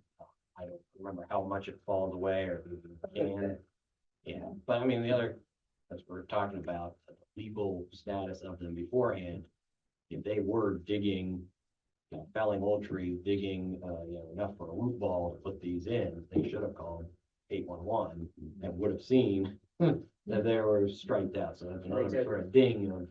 Yeah, and they You did. can't believe, yes, The 811, when it came out, they would have marked it. yeah, And 811's definitely been around in the last 15 years. yeah, So there's signs everywhere. Where he did call 811. yeah. I think I know the answer is, there was an NOV written for this, that's pending, right? Notice of violation pending. Well, it was written and issued to the property owner, you know, it's right there. But at least in terms they've established and said, that's not us, it's not our property, we didn't plant them. The homeowners association has acknowledged they planted them or so, the second notice of violation has not been issued, it was conveyed to them, and then the 3 letters that went out, you know, to the targeted property owner said, we understand it's not you, we're not pursuing you with the magistrate, but we are going to have the homeowners association has acknowledged they've planted these, take them down in 60 days. Pursue a magistrate action. Yeah. Separate. So then you go to the magistrate and you put your case on and they put their case on, right? Not That's the answer? That you Yeah. could, that's just to go after the fine, for the magistrate can't compel them to cut down the trees and have equitable powers. Is it a public nuisance? It's under the ordinance, Yeah. it is pretty much, I mean, yeah, the power is given the borough code, the borough to essentially take this self-help after giving them notice and giving them the opportunity to do it. So you don't go downtown and say to the judge, I've got a public nuisance, I want. No. I don't think you need to, right? No. We have an ordinance. Interesting self-help. Well, I mean, it's police What it power, is. it's public right away, not supposed to be in there. If it's in there, you give them a notice of violation, there's no appeal process. You know, give them the opportunity to take it out. It's similar to weeds, like high weeds, like we send them a notice, give them a chance to do it. We go in and we mow it down. We file a lien for $1,000 because that's how much it costs, and we take them to the magistrate for additional penalty. If you look at this, the Google map for this, there's also there's a sidewalk coming out of that place. Yes, And that sidewalk runs right into a massive tree before the pine trees. Yeah. You can see it in the picture. And that's probably the backyard of that other home, looking where the property lines, or this first home here. This sidewalk obviously was meant to go, or at Yeah. some point to be continued out to Reese Well, Road. it was But meant they for didn't- that development. Right, That's why they stopped it there. That's where the development stopped. right. Development stopped at where in the corner property though. I mean, the street was wide enough that that walk could have been continued out. If the borough ever wanted to do it, if the Correct. property owner wanted to do it. So does that tree need to come down too then? It's not the one with the sidewalk. Sidewalk, they have to, all those trees would have to go to extend the well- sidewalk out. Yeah, you'd have to look and see if the trunk of that tree is in the right of way or not. You know, you're just looking at the overhead. I think that tree is actually in off the road, and I think the sidewalk does go slightly past it before it turns out onto the road. Yeah, I mean, it could have been that because that Yeah. property was not part of the development, I mean, they would have been responsible for maintenance. You know, They stopped it right off there. the side of their house rather than in front of their house. Maybe, and I don't know if plans showed one, that just never got built, or really showed it ending right there. Yeah, I think the plan showed nothing beyond that point. Right. Yeah. We have some requirements that it be on both sides of the street, but also the ability of only on one side of the street. So where do we land here? Let's, I don't think we landed the plan. no, okay, so are we encouraging them to plant trees behind these trees? On a lower level? Yes, On their own property? Now, outside the right of way? Yeah. Outside. Okay. Are we and gonna a call like. maybe contribute some of our wonderful borough trees to the project? Is that appropriate? Only if, Yeah. you mean the ones from Tree Pittsburgh? Yeah, I mean, if it's. Only if a 2-foot tree, twice as much. I don't think will happen.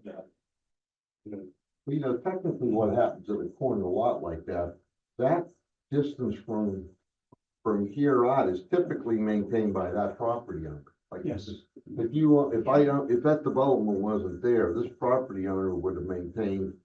It's a all the corner way lot. out.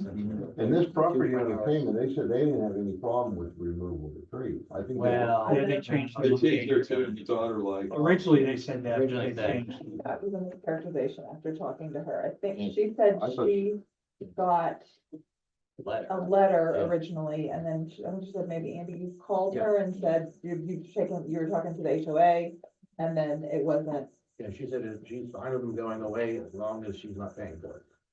She doesn't want to have to pay for it. Definitely not how she characterized it. Things can change.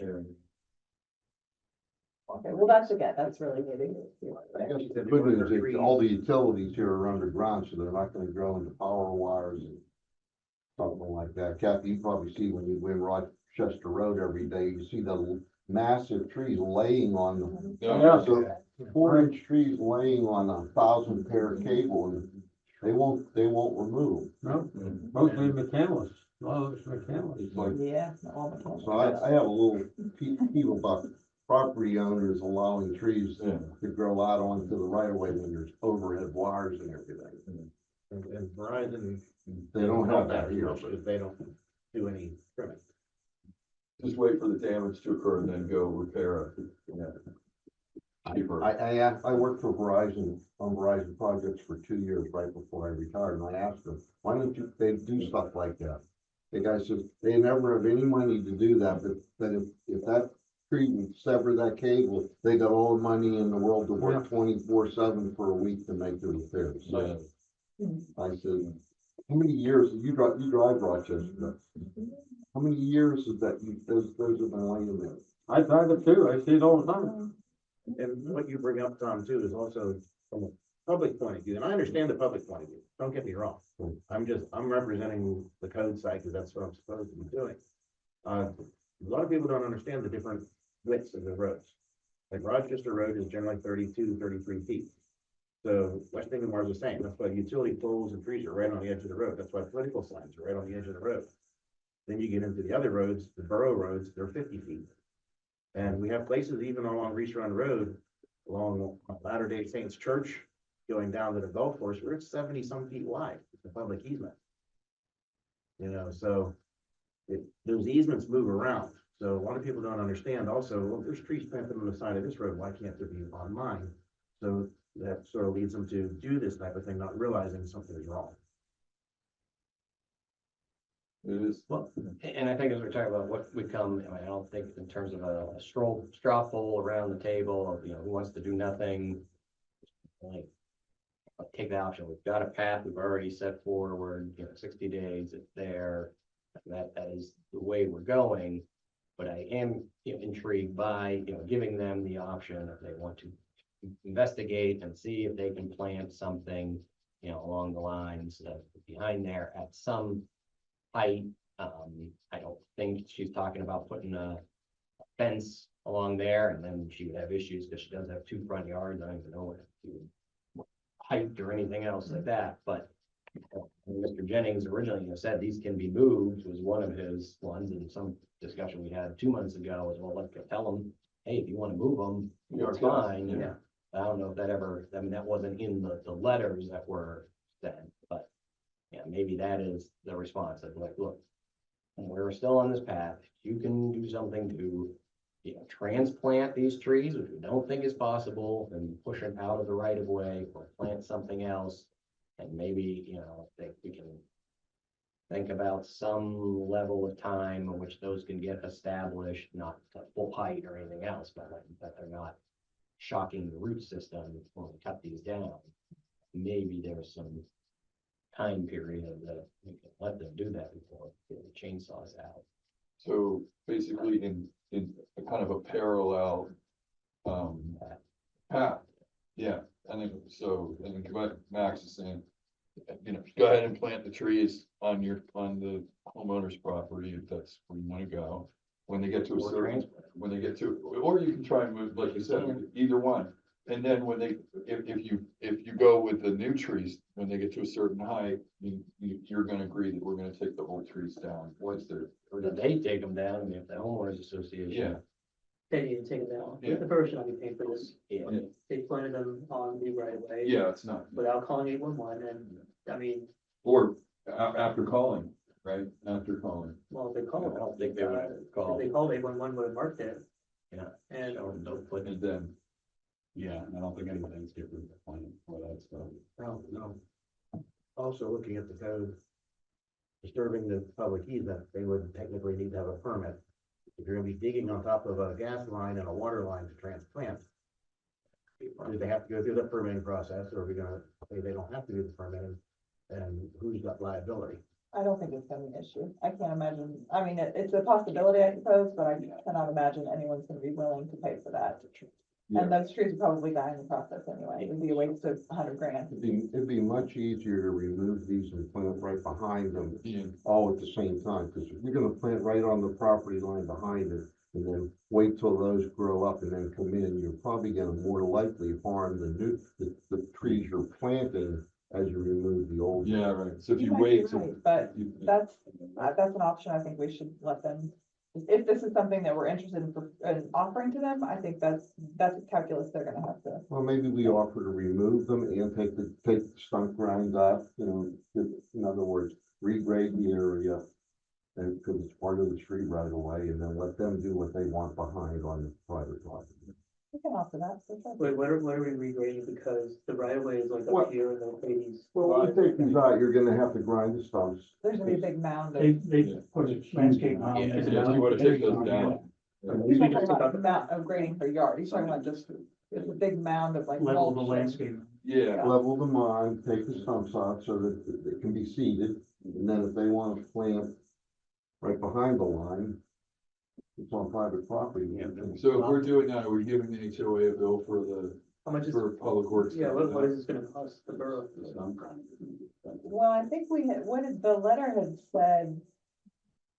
I can't remember the wording, but as far as taking the tree out, We, the Put it tree. on it them. would be at our expense if we were just to cut them down at the base. Then somebody needs to stop throwing them. And We, anything we beyond would have that. left the stumps in. Yeah, the way I interpret it, that we were just cutting down. Correct. You leave the stumps in, or how are you gonna plant grass in there? I mean, what stumps? Well, I understand that, but I mean, I'm trying to look out for the borough I side know, of things I know. too. I'm saying that to sweeten the deal, I can say you guys made, the reality I is, don't- they made a mistake. I don't think that's gonna sweeten the deal. It's not just- I think they're gonna be objecting no matter what. I think that's- Max's proposal is yeah. the only one that we could possibly convince them of, or possibly consider. So yes, from my point of view, I hate the idea of cutting those trees down. I think they're beautiful trees. Right. But I've also been in local government over 25 years, and I know that if you simply say, we're aware of a situation, but we're gonna let it go, other people find out, and then you've got a real mess in there. Yeah, I don't think we should just let it go. I think there may be, maybe I should have been more clear from the beginning of this. I think there may be a compromise to be found. Maybe this one is at least the starting point. But I do think just leaving the trees as is not, it's not the way we should go. All right. And I would not give them the open-ended option of, we'll wait until they get as high as they're happy, or, you know, I think we should say, we'll give you X amount of time, you know what I mean? Hey, Luke, I can't hear you up at the center. Sorry, Dennis. I don't think we should, if we do Max's proposal, I don't think we should say, we'll wait until they grow X feet. I think we should say, we'll wait this long, and, you know, you Give can them a get year. big enough trees, and if they grow, they grow, if not, you When know. you say wait this long, what's your, Well, Max said wait until the new trees grow to a certain height. I don't think we No, I should. didn't say, I mean, just that they get established. and they're not, Established, like, getting whatever that shocked means. by Some sort of- change. Right, just give them a time, Yeah. a time frame, not a height. Yeah. No, I think that makes sense.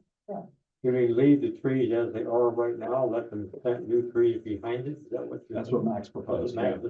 For a certain, for a For a finite little period bit of time. Right. But, yeah, and the calculus that we're talking about is they'll have to decide about this disturbance that will be caused to the new trees. Right. When the old trees Yeah, are taken off. they'll have to decide how tall of a tree they can afford to put in, Yeah, and yeah. how close they can put.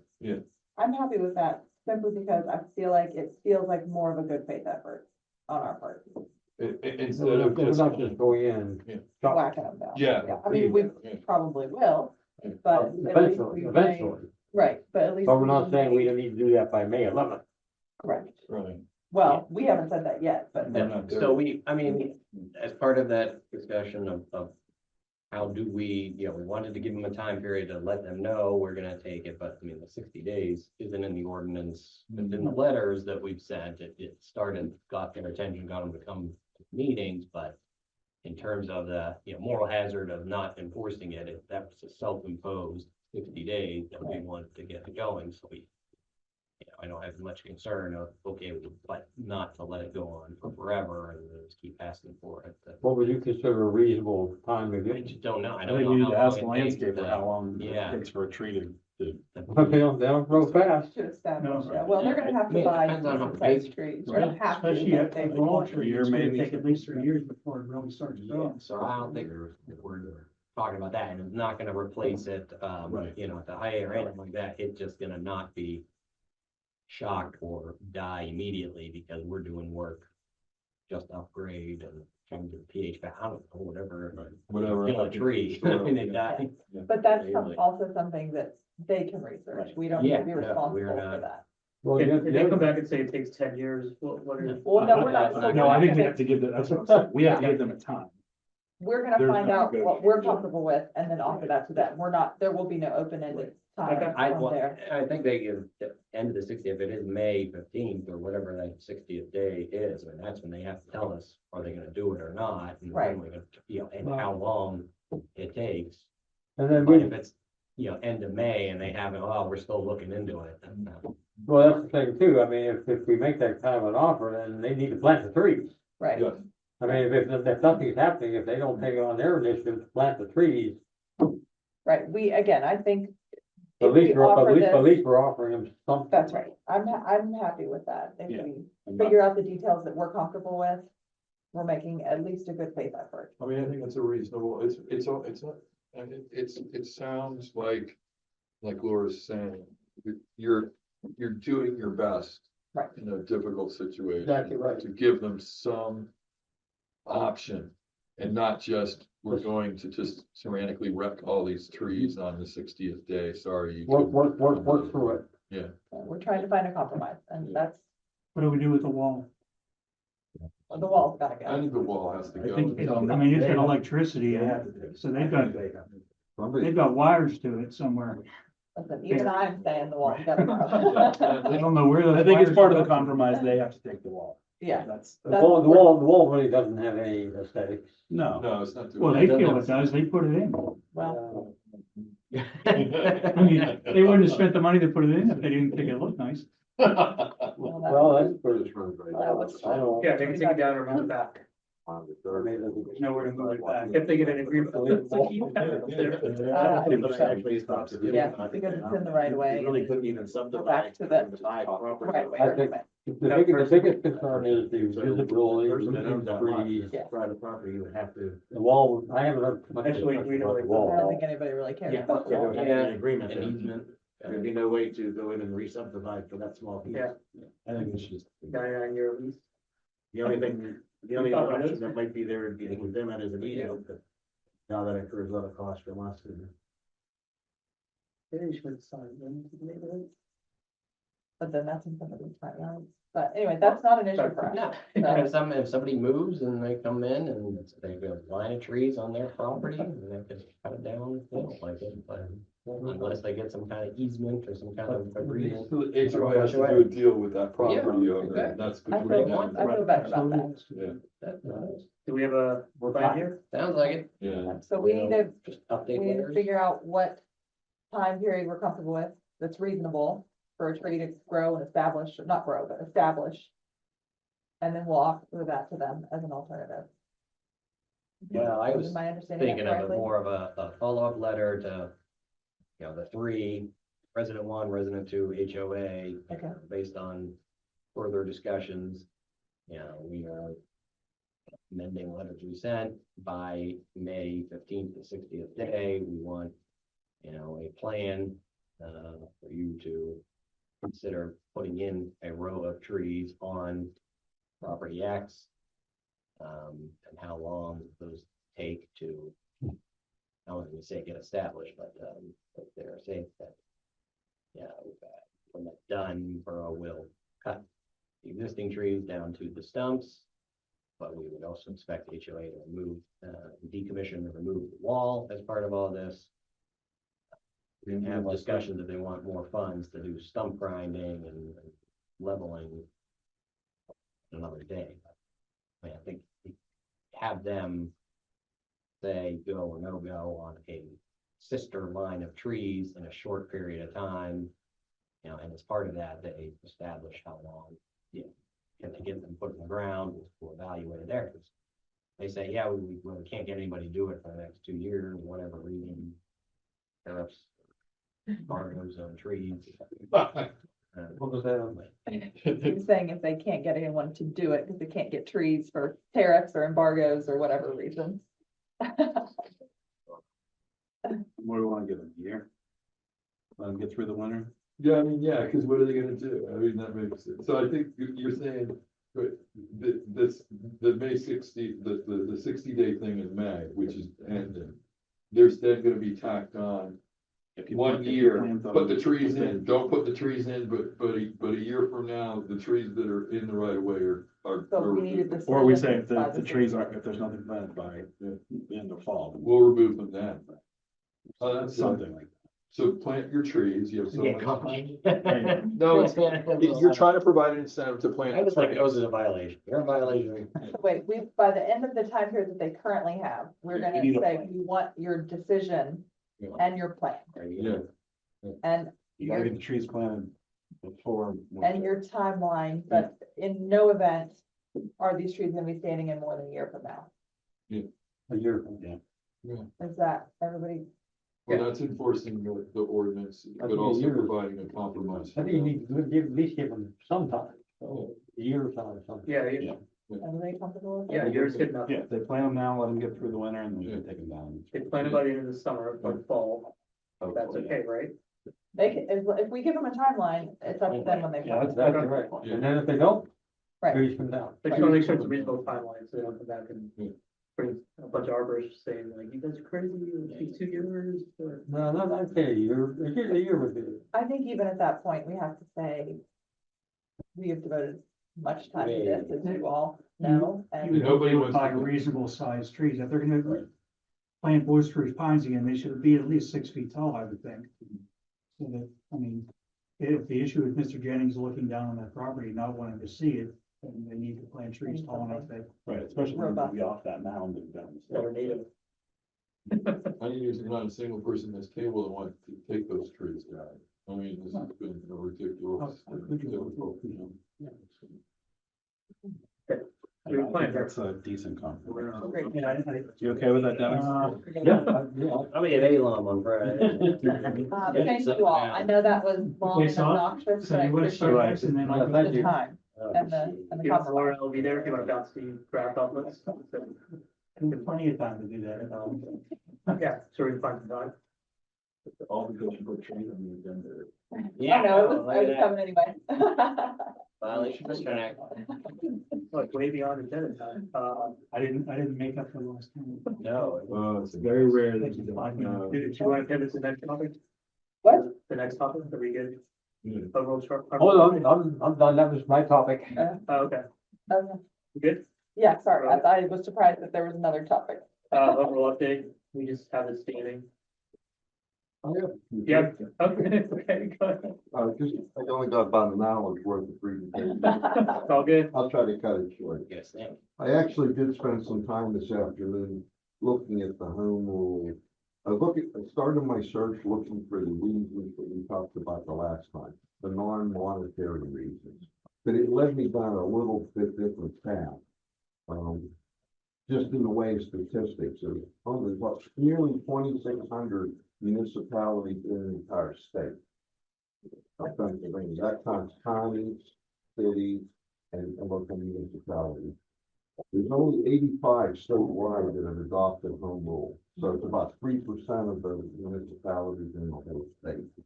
So I guess it's not as popular statewide as I suspected it would be. In Allegheny County, I know we talked about these before, there's 20 in Allegheny County, and Duquesne passed it last fall. Yeah. So there's one in the works and 20 that have approved it. And the county itself. Including the county. What's that? And the county. The county. County's a role. And the county. So, yeah, I forgot, I didn't have the county yet. But anyway, I looked at the dates again, I sorted it by the dates, and really 14 of those 20 happened in either 1975 or 1976. So only 6 of them have occurred since then, in 78, 82, 90, 92, and then 2021 and 2025. So I only did that, people weren't like jumping on the bandwagon to do those. And the only reason I raise that may be the conclusion the commission comes up with. That could be where they get to like this, maybe this doesn't make sense. What I was looking for was some other reasons, which I did come up with a couple. And I found this organization called, I don't know if we do this, Keystone Municipal Solutions. It's in Harrisburg, and they said you can call and they have advice on this that they'll give you. Apparently, the Western Pennsylvania, person that's in charge of it for Western Pennsylvania is also the Cranberry Township manager. I forget his name, but he's one of 4 managers in the state for this, he's based in Harrisburg. So anyway, just to keep things really brief, it says, some of the reasons you should consider. It says transitioning to home rule can be administratively complex, involving rewriting of charters and laws, many of which may have been in place for decades. Lord knows how many of us react to the word change, or Lord knows how some of us react to the word change. This action will certainly have some costs associated with it, and will no doubt incur legal costs, which we know that's going to occur. But then the other things I thought were even more interesting. It said some may argue that home rule can lead to disparities among municipalities, as smaller ones may lack resources to manage additional responsibilities created by the move. So I'm not quite sure. I'd like to get more detail on that. And then others say that home rule municipalities don't have the same opportunities to obtain certain state funding or assistance programs as the ones that follow the state code.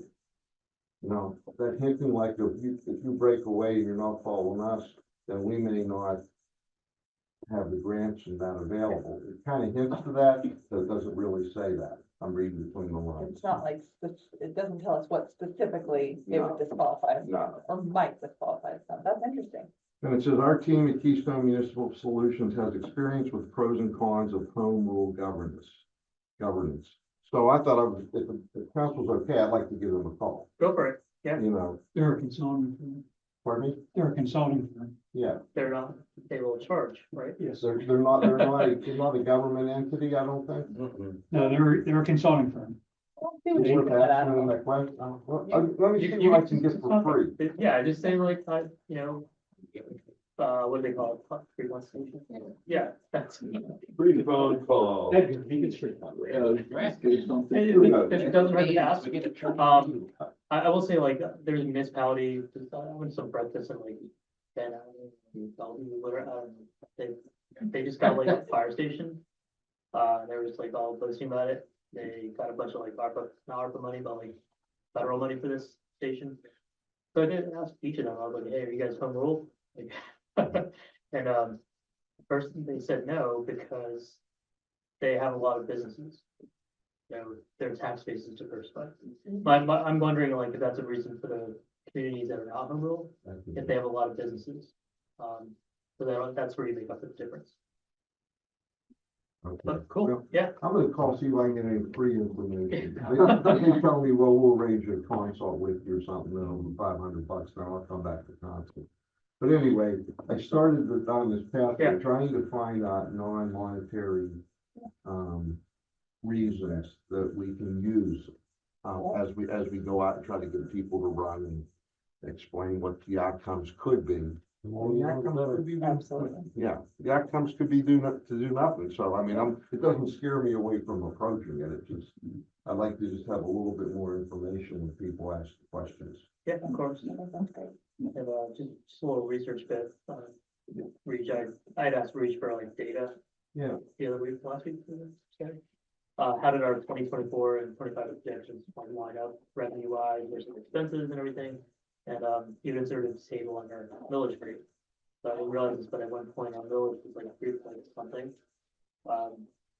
You know, there's where you that, but, this is really, I want to get back in the day, but you know, it's something that was. Well, I think it went down in 2012 with the reassessment. Reassessment has to go down. So in 2012, it went down from there to 1.9, There 1.0. can't be a windfall when the reassessment occurs. You have to be within 5% of what it was. So just to make the total revenue match the property values, everybody's assessment changed in 2012. Does that mean if there's a reassessment, will Pines millage go down? Yes. Because they have like something like 25 million in reserves.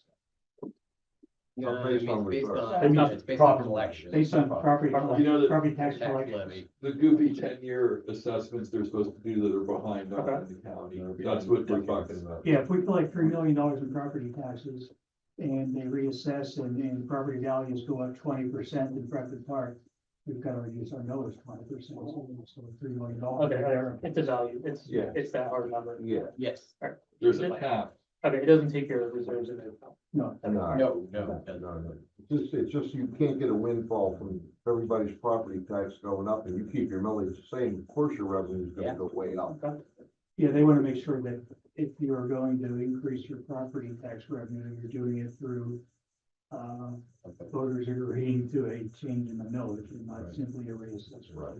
And there is, I mean, They don't want fixed to there's a two, Okay, no, it makes sense. and school districts have to do it too, they're capped by the index, but and it was what we did in 2012, 13, you do a revenue neutral millage rate, and then you can, if you have the political will, you can raise it by 5% in a separate vote. In the same meeting, in the same year, school districts do say revenue neutral, and then they can go for the index under that one process. So, but before, yeah. It's always been there. I don't know. It was always kind of combined it into one vote before, but now it's two separate I'm gonna keep digging. Yeah, that's fine. I think we're still on target to pass a resolution this summer. Any information anybody can get? Yeah, it's all good. I'll keep looking. Yeah. Thank do you. that And for everybody us. else, you're all welcome to do Well, I likewise. have one more thing. I'm just kidding. No, no. Good job, I John. do, I do. have only Oh, one. no. Do you have anything post reach? Okay, yeah, no problem. Quick. Yeah. I was gonna talk more in depth about this. It's a couple of proposals from the fire company. But I think I'll just email them to you and we can talk about them in 2 weeks. Andy can speak on it more, at that point. Just some proposals that, some municipalities have that we don't, to protect firefighters a little bit more when they're out on scene. And I think I'll leave it at that, but I'll forward it to everybody. You can take a look at it. We can talk about it in the future. No, really nothing. I just wanted to touch on that and try to catch up on it. Nothing further. There. I'm done. Thanks. Good. Very good exec session. Oh, you did? Yeah. Oh, you said that. You saw the executive? No, we're done. We Oh, did we it. were already in executive session, personnel committee, anyway, so we just did our, It's on the agenda. No, property acquisition.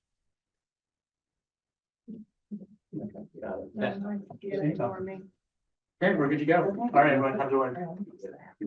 Personnel committee, 15 minutes early.